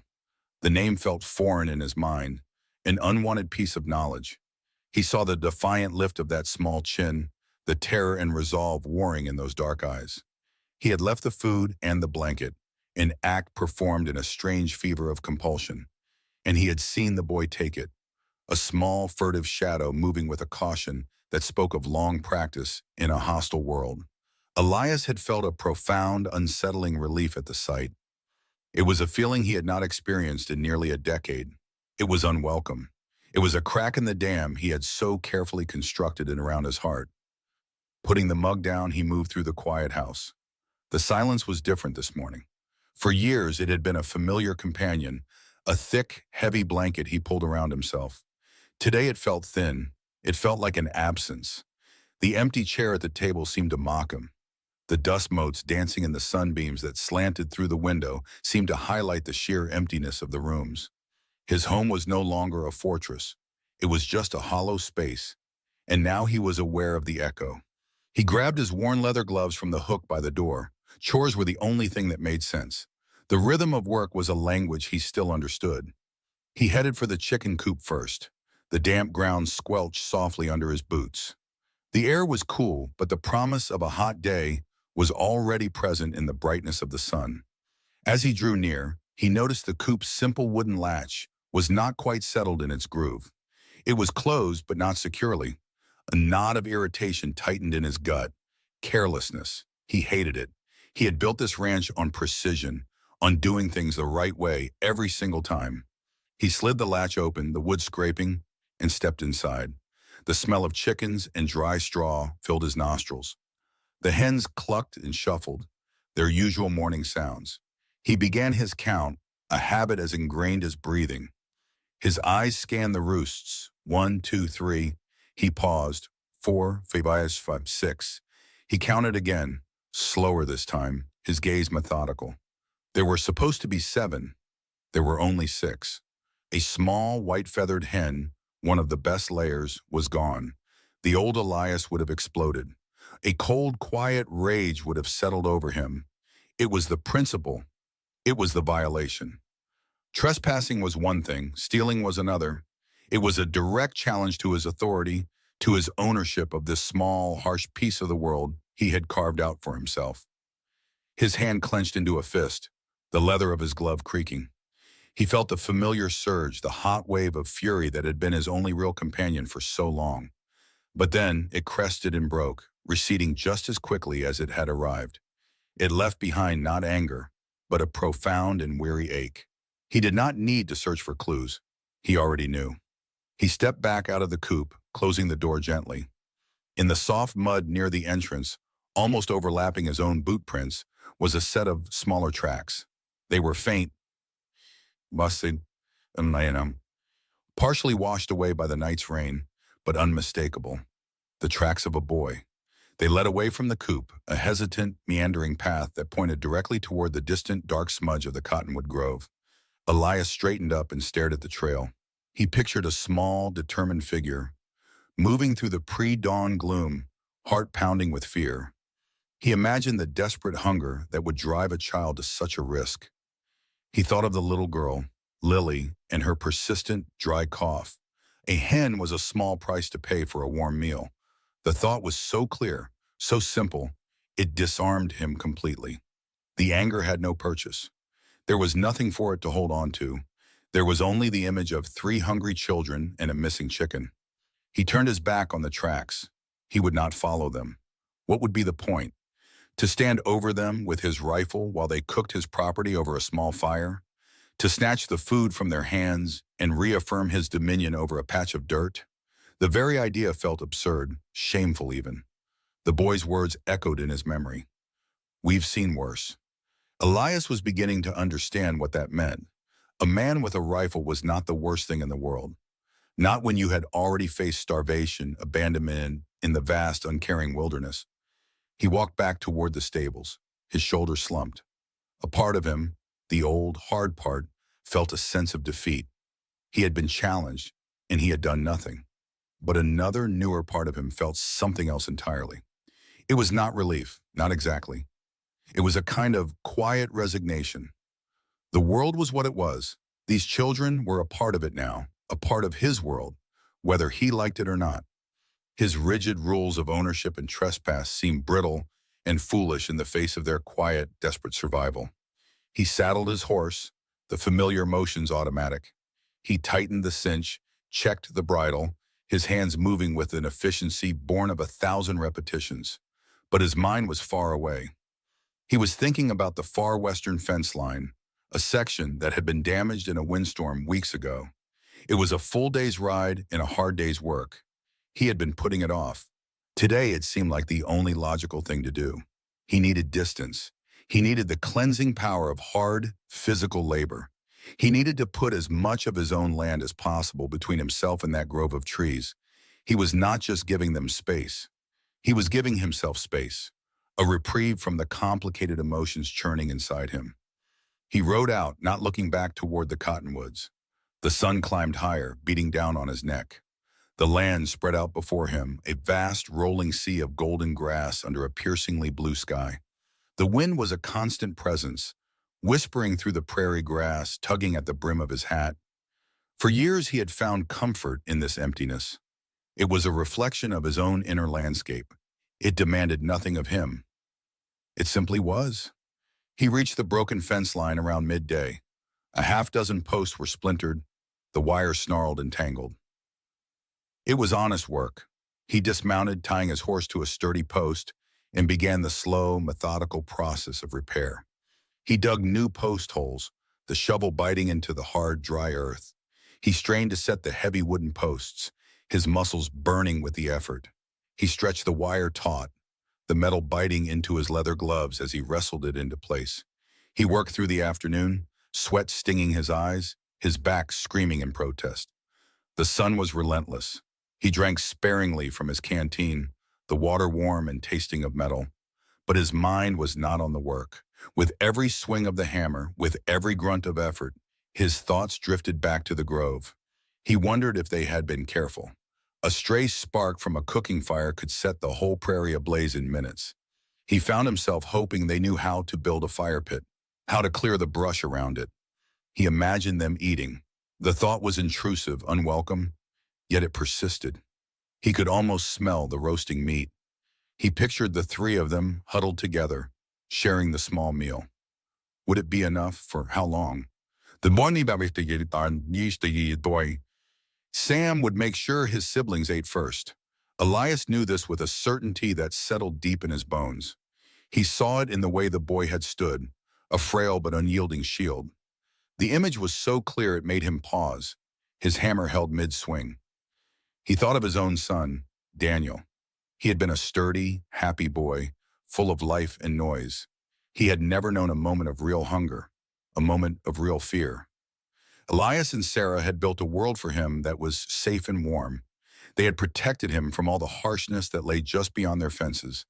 And then a fever had come, a silent intruder they could not fight with rifles or fences. It had stolen him away, and then Sarah, leaving Elias with nothing but the silence and the land. He had guarded that silence ferociously. He had protected his grief as if it were a precious, living thing. Now that silence was broken. His grief was no longer his alone. The presence of those children had stirred it, given it a new and terrible shape. In their vulnerability, he saw a faint, painful echo of his own lost boy. In Sam's fierce protectiveness, he saw a twisted reflection of his own failure to protect his family. He finished the last section of fence as the sun began its slow descent toward the horizon. The sky was turning from blue to orange and pink, the colors bleeding into one another. The day's work was done. His body ached. He was physically exhausted, but his mind was relentlessly, painfully awake. He swung himself up into the saddle. His horse, sensing the way home, started off at a steady walk without any prompting. The ride back was quiet. The world was bathed in the soft, forgiving light of dusk. The sharp edges of the landscape softened. The shadows grew long, stretching like dark fingers across the plains. As he crested the last rise before the ranch house, he pulled his horse to a stop. Below him, his small house was a dark shape against the fading light. A single yellow square of lamplight shone from the kitchen window. It looked impossibly small, a fragile spark of light in an overwhelming darkness. He looked over toward the west, toward the unseen cotton and wood grove.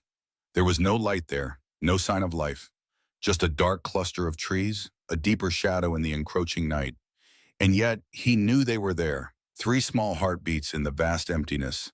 His land no longer felt empty in the same way. It was not a void. It was a space defined by what it contained, both seen and unseen. The single light of his own home and the hidden, secret life in the grove. The distance between those 2 points felt enormous, an unbridgeable chasm of loneliness and fear, his own and theirs. The wind picked up a cool evening breeze that carried the scent of dust and the coming night. It felt lonely. The entire world felt lonely. He had chosen this. He had cultivated this isolation for years, nurturing it like the most delicate crop. He had wanted nothing more than to be left alone with the ghosts of his past. But now, staring out at the darkening land, he understood that he had not been living in solitude. He had been living in a vacuum. The arrival of those children had not filled the emptiness. It had simply rushed in, showing him the crushing, unbearable pressure of the void he had built around himself. He finds himself looking at the vast, empty landscape and feeling its loneliness more acutely than ever before. The quiet of the house had become a different kind of silence. It was no longer the steady, muted peace of solitude he had cultivated for years. It was an active, listening silence, a hollowness that seemed to wait for a sound that never came. Elias Thorne sat at his kitchen table, the wood grain worn smooth under his palms. He stared at the empty chair across from him, where Sarah had once sat, and then at the smaller chair beside it, where Daniel had kicked his heels against the legs. For years, their absence was a dull, constant ache. Now it felt sharp, an open wound exposed to the cold night air. The loneliness he had wrapped around himself like a shroud was starting to feel less like protection and more like a cage. He pushed himself up from the table, the scrape of the chair legs loud in the stillness. Another night was falling. The wind picked up, a low moan across the plains that made him think of thin blankets and a small persistent cough. The thought was no longer a fleeting annoyance, but a steady, unwelcome guest in his mind. He walked to the pantry, the routine already settling into his bones. It was a strange, secretive rhythm that had imposed itself on his life. By day, he was Elias Thorne, owner of Blackwood Creek Ranch, a man whose territory was his own. By night, he became a shadow, a ghost, leaving offerings at the edge of a forgotten grove. He packed a canvas sack, a loaf of the bread he had baked that morning, its crust still faintly warm. He hesitated, then added a slab of cheese wrapped in wax paper. He found himself thinking of growing bodies, of the hollow feeling in a child's stomach that bread alone could not fill. His gaze fell upon a hook where several strips of salted beef hung, dry and dark. He had cured it for the long winter ahead, for himself. Without allowing a second thought, He took down 2 long strips and wrapped them, adding them to the sack. His hand paused over the locket in his pocket, his fingers tracing its familiar shape, but he did not pull it out. The memory it held was no longer a solitary one. It now shared space with the image of a defiant boy and a sickly little girl. He moved through the house, his steps heavy. On a dusty shelf in the back room, a place he rarely entered, sat a small wooden chest. Sarah's chest. It held her dried herbs, her books, the small remedies she had used to tend to their small family. He had not opened it since the day he had closed it after the fever took her. His hand rested on the lid, the wood cool beneath his touch. He could hear the girl's cough in his memory, a dry, rattling sound that scraped at something deep inside him. He remembered Sarah, her hands gentle as she crushed mullein leaves, the sweet, earthy scent of the tea she would make for Daniel's winter colds. With a deep, ragged breath, Elias lifted the lid. The scent that rose to meet him was a ghost, faint, but still there. Lavender and dried mint, chamomile and sage. It was the smell of her, the smell of a life he had locked away. A wave of grief so powerful it made his knees feel weak, washed over him.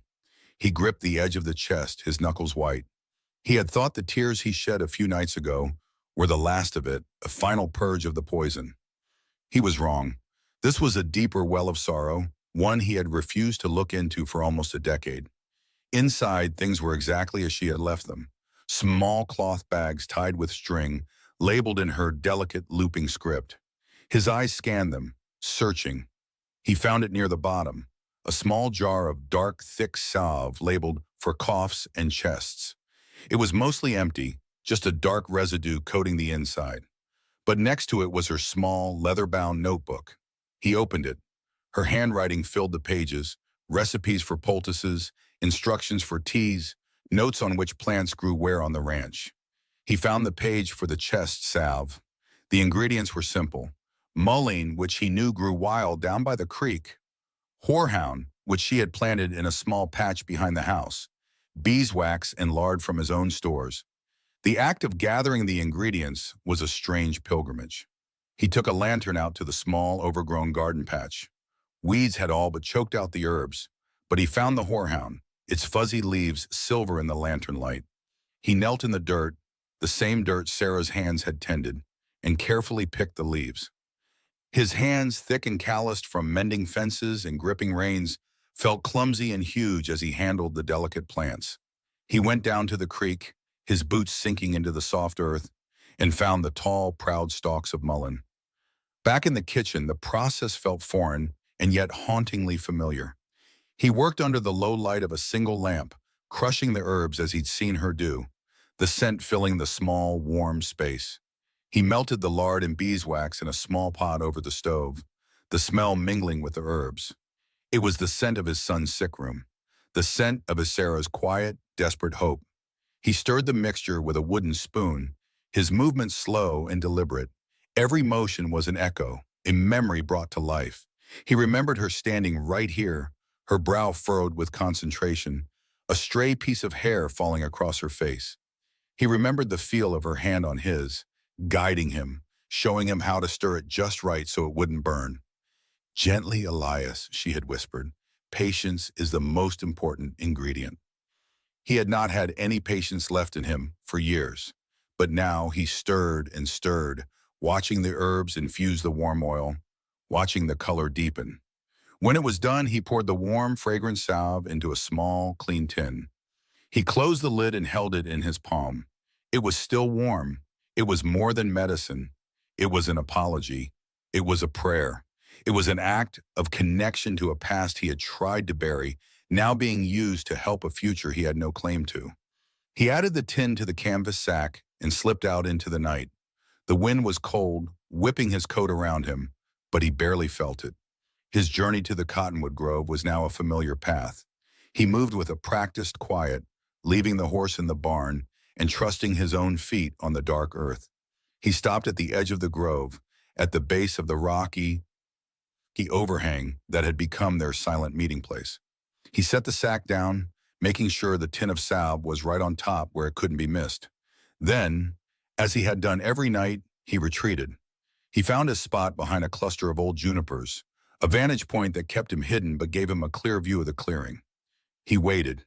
The moon broke through the clouds, casting a pale, milky light over the land. It wasn't long before he saw movement. A small shadow detached itself from the deeper darkness of the trees. It was the bosom. He moved with the same cautious, alert energy as a wild animal approaching a waterhole. He paused, listened, then scurried forward. Elias watched as the boy knelt beside the sack. He saw the small shoulders relax slightly when he found the now familiar weight of the bread and cheese. He saw him pull out the strips of salted meat, his head tilting in surprise. Then his small hand closed around the tin. He held it for a long moment, turning it over. Even from a distance, Elias could see the boy's confusion.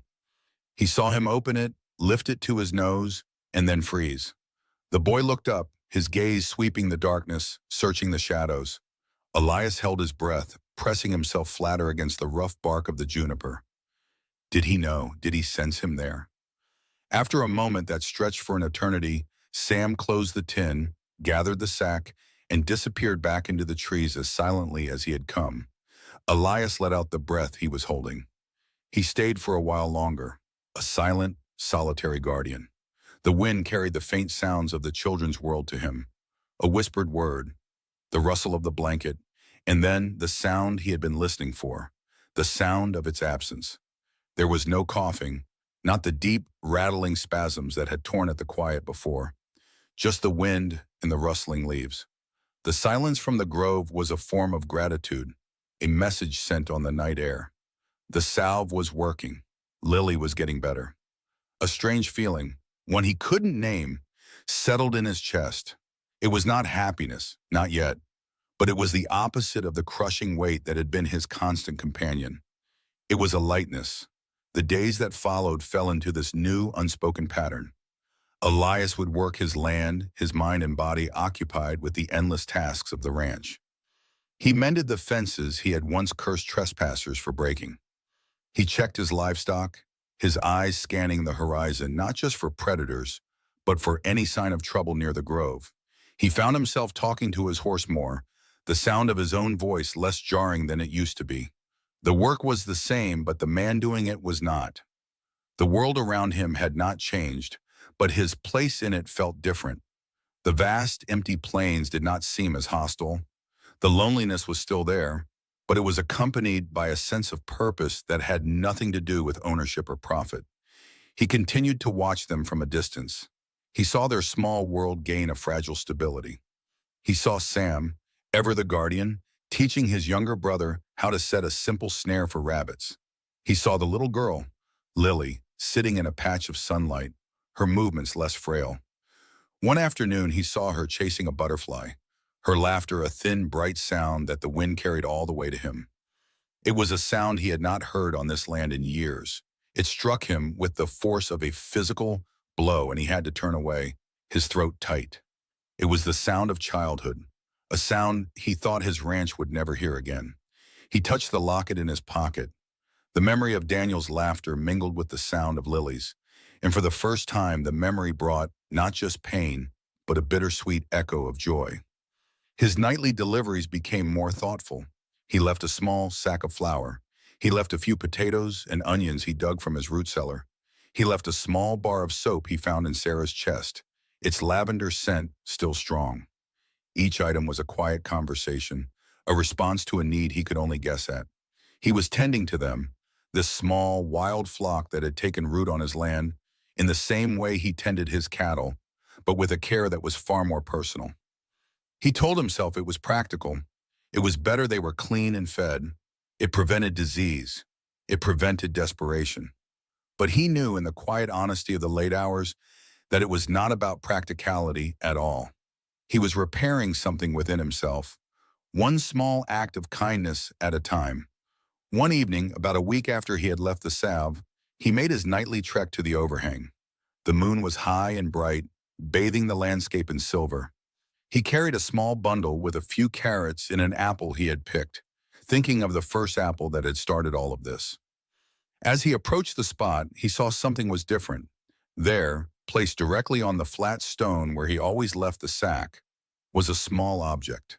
He stopped, his heart giving a sudden hard thump against his ribs. It wasn't a rock. It was too deliberate, too precisely placed. He approached slowly, his eyes fixed on it. It was a piece of wood, a carving. He knelt, the canvas sack forgotten in his hand. It was a bird, no bigger than his thumb. It was carved from a piece of cottonwood bark, the soft wood worked with incredible care. The wings were etched with delicate lines, each feather distinct. The head was tilted slightly, as if listening, and its tiny beak was perfectly formed. It was not the crude, hurried carving of the wooden horse he had found weeks ago. This was different. This had taken time, patience. He could imagine the boy, Sam, sitting in the hidden quiet of the grove, a small knife in his hand, shaving away the wood bit by bit. He would have worked on it for hours, perhaps over several days, pouring his concentration and his unspoken words into the small figure. It was a message. It was the only way the boy could answer him. It was not just a thank you. It was an acknowledgement. I know, I see you. We are not just taking, we are here. Elias reached out, his rough, dirt-creased fingers trembling slightly as they hovered over the carving.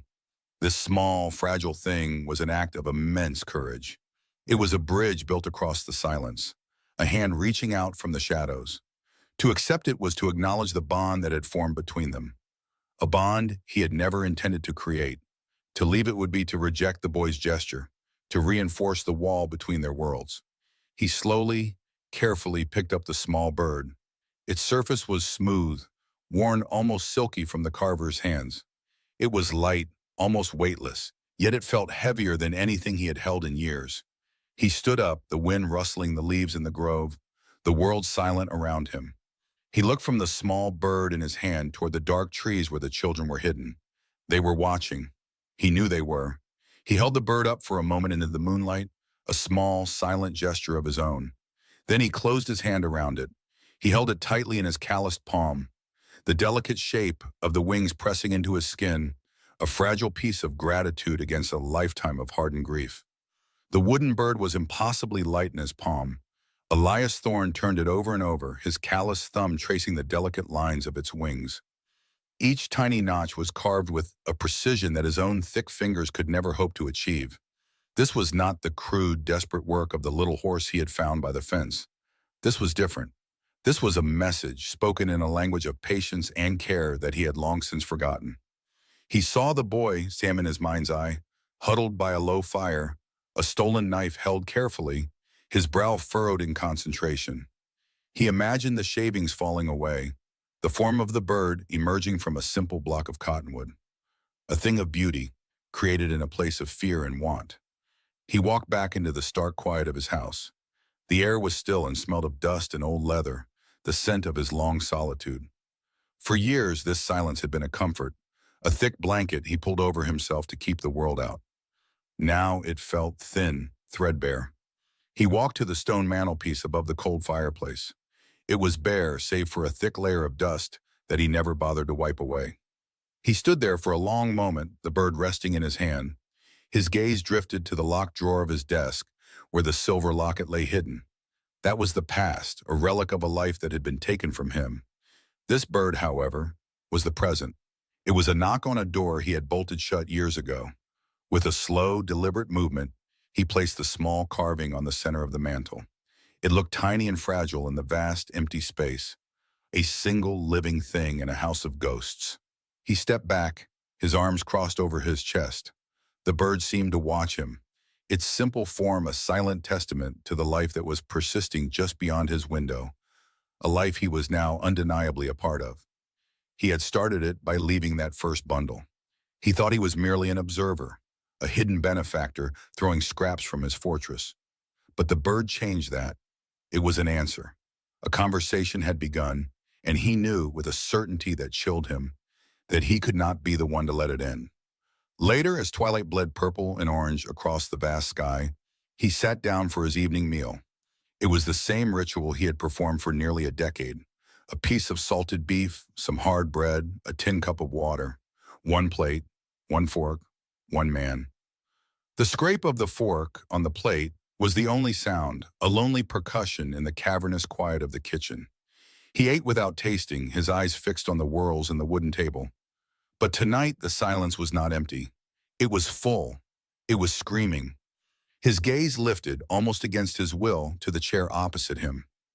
Sarah's chair. For years he had trained himself not to see it. It was just a piece of furniture, a shape in the periphery. Tonight he saw it. He saw the absence. He saw the ghost of her sitting there, her hands resting in her lap, a faint, chiding smile on her lips. The way she would look at him when he was being stubborn, when his pride stood in the way of his heart. "What would you have done, Sarah?" The question formed in his mind, so clear it was almost a whisper in the room. He already knew the answer. There would have been no hesitation. She would have marched down to that grove the very first day, her face set with worry, and she would have led those children back to the house. She would have scrubbed their face, filled their bellies with hot stew, and tucked them into warm beds. Her compassion was as boundless as the plains outside. It was the thing that had saved him from his own harsh nature when they first met. He looked at his own hands resting on the table. They were tools of control. They mended fences, broke horses, held a rifle steady. They were made for holding on, for keeping things out. They were not made for giving. The thought shamed him. What he was doing, leaving food in the dark like he was feeding a stray dog, was an act of cowardice. It kept him safe. It kept him distant. It allowed him to feel he was doing something without having to risk anything, without having to face the boy's accusing eyes or the girl's fragile cough. A memory surfaced, sharp and painful. His son Daniel sitting in his own small chair at this very table, his legs kicking with excitement. He had been trying to tell a story about a frog he'd seen by the creek, his words tumbling over each other in his haste. Elias had been tired after a long day and had told him to be quiet and eat his dinner. The light in Daniel's eyes had dimmed. He had obeyed, his shoulders slumping. The memory was a fresh wound. He had silenced the joy in his own house, and now he was doing it again. He was allowing those children to live in silence and shadow when his house had rooms to spare, when his pantry was full. The food on his plate turned to ash in his mouth. He could not swallow. The emptiness of the chair across from him was no longer a familiar scar. It was an open, gaping wound. It accused him. The quiet house did not feel like a sanctuary anymore. It felt like a tomb he had built for himself, and he had been sitting in it for 8 years waiting to die. The realization struck him with the force of a physical blow. He was not honoring his family by living this way. He was betraying everything they had been. Sarah's kindness, Daniel's bright, innocent life. He pushed the chair back, the sound of its legs scraping against the floorboards a violent rejection of the stillness. He stood up, his half-eaten meal forgotten. A new energy coursed through him, a feeling he hadn't experienced in years. It was not anger, it was purpose. He walked out of the kitchen, his boots echoing on the wooden floors. He passed the mantelpiece, and his eyes caught the small wooden bird. It was a promise of life. Passive help was not enough. Leaving bread and blankets in the dead of night was not a solution. It was a delay. Winter was coming. He could feel it in the sharp bite of the evening air, see it in the way the grasses had turned to brittle gold. The grove of cottonwoods would offer no real protection from the first snow or the relentless, freezing winds that would follow. Lily's cough had lessened with the salve, but it was still there, a fragile sound in the night. A cold snap could bring the fever back, worse than before. He knew what a fever could do. He knew it intimately. It had stolen his entire world. He would not stand by and watch it happen again. He went to the door and pulled on his heavy coat. The familiar weight on his shoulders felt different tonight. It was not a burden, but armor for a journey. He needed to go to town. The thought alone was jarring. He hadn't ridden to Blackstone for anything other than salt, flour, and bullets in years. He avoided the place. He avoided the people, the way they would stop talking when he entered the general store, the way their eyes would fill with a pity he could not stand. But now he had a reason that was stronger than his own pride. He needed things he did not have. He needed proper medicine. He needed clothes that would fit a growing boy and a small girl.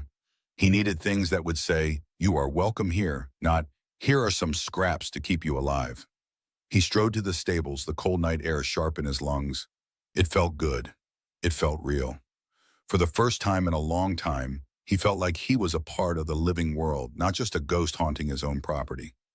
He lit a lantern, its golden glow pushing back the deep shadows. His horse, Apollo, nickered softly as he approached. Elias ran a hand down the horse's strong neck, the familiar routine a comfort. He worked with a grim, focused efficiency, throwing the saddle blanket over the horse's back, heaving the heavy leather saddle into place, tightening the cinch. Each movement was practiced, automatic, but his mind was miles away.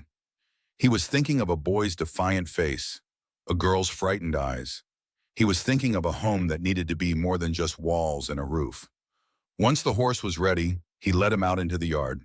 He paused for a moment, looking back at the ranch house. It was a dark, hulking shape against the starlit sky. His fortress, his prison. He saw a faint light in the window, the lantern he had left burning on the kitchen table. For a fleeting second, he imagined Sarah moving past it, her silhouette a welcome sight. But there was nothing, only emptiness. He turned his gaze toward the east, toward the distant, invisible line of the cottonwood grove. They were out there, huddled together for warmth, trusting a stranger who hid in the darkness. He swung himself up into the saddle. The leather creaked, a familiar sound that grounded him. He took the reins, his knuckles white. This was it. There was no turning back. He was no longer just patrolling a fence line. He was riding towards something. Or perhaps he was riding away from something. Away from the man who had let grief turn his heart to stone. He nudged Apollo forward, the horse starting at a steady walk. The rhythmic clip-clop of hooves on the dry earth was the only sound. He passed the broken section of fence he had yet to fully mend, the place where it all began. He rode past the edge of his small orchard. He cleared the boundaries of his property and pointed his horse toward the faint lights of a town he had spent years avoiding. Then, with a sudden, decisive kick of his heels, he broke the steady pace. He pushed his horse into a gallop, riding away from the ranch and the ghost of his past for the first time in years. Elias Thorne rode back at a steady, deliberate pace. He did not gallop. He led a pack mule laden with unfamiliar burdens, a canvas mattress tightly rolled, sacks of flour and beans, a small black iron stove. He had spent his money not with joy, but with the grim finality of a man settling a debt with his own soul. He bypassed the ranch house, his destination, the cottonwood grove. As he neared the trees, his heart hammered against his ribs. What if they were gone? What if his night of secret charity was not enough to hold them? He stopped his horse a distance from their hidden camp and waited, his hands gripping the worn saddle pommel. A moment passed. Then Sam appeared. He stepped out from behind a thick trunk, his small frame outlined against the grove's deep shadows. Behind him, Lily and the younger boy watched, their faces pale. Sam took 3 steps forward and stopped, his dirt-smudged face tilted up at the man on the horse. He was simply waiting. Elias cleared his throat, the sound a dry scrape. He had rehearsed speeches on the ride back, but now they all felt false. He looked at the impossible weight on the boy's narrow shoulders. "The old bunkhouse is empty," Elias said, his voice raspy. "It's warm. You can stay the winter." The words hung in the air. Sam's expression did not change. His dark eyes searched for the trap, the hidden cost that always followed hope. Elias understood that suspicion. He gestured with his chin toward the ranch. "There's work to be done, in exchange for your keep. It is not a gift." It was an offer of dignity, not charity, a contract. Sam's gaze flickered to Lily. She was watching him, her trust absolute. She was still so fragile, a little bird that a hard winter would surely claim. The grove was a haven, not a home. Sam looked back at Elias. He saw the rifle on the saddle, but he also saw the laden mule. In the rancher's weathered face, he saw a man as broken and lonely as himself. A long moment stretched between them. Then slowly Sam gave a single, solemn nod. The tension in Elias's shoulders released in a breath he did not realize he was holding. He swung down from his horse, his movements stiff. "All right then," he said, his voice gruff to cover the tremor. "Let's get you settled." He led the way to a long, low building. The old bunkhouse. It smelled of dust, dry wood, and forgotten years. Elias pushed the door open. Sunlight cut through the dusty windows, illuminating 4 simple wooden bunks, a stone fireplace, and a long plank table. It was stark, but it was solid. He began untying the ropes on the mule.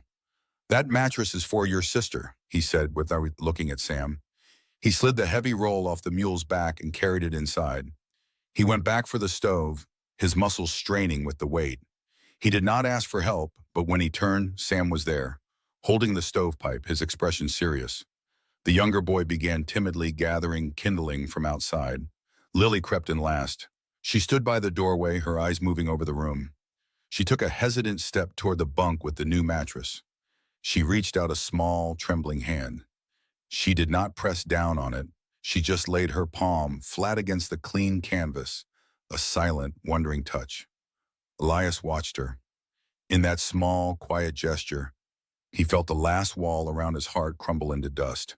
This was not about forgiveness for his past or replacing what he had lost. It was about building something new on the scorched earth of his life. He handed Sam a broom, a simple tool, a simple start. Later, as the sun dipped towards the horizon, Elias stepped out of the now cleaner bunkhouse. He could hear their low, murmuring voices, a sound that had been absent from this ranch for so long, it felt foreign. Sam followed him out, stopping on the top step. They stood together in the fading light, not speaking. They looked out over the vast expanse of Blackwood Creek Ranch. The hardened rancher and the orphan boy, bound by a silent pact. A new foundation was being laid under the wide open sky.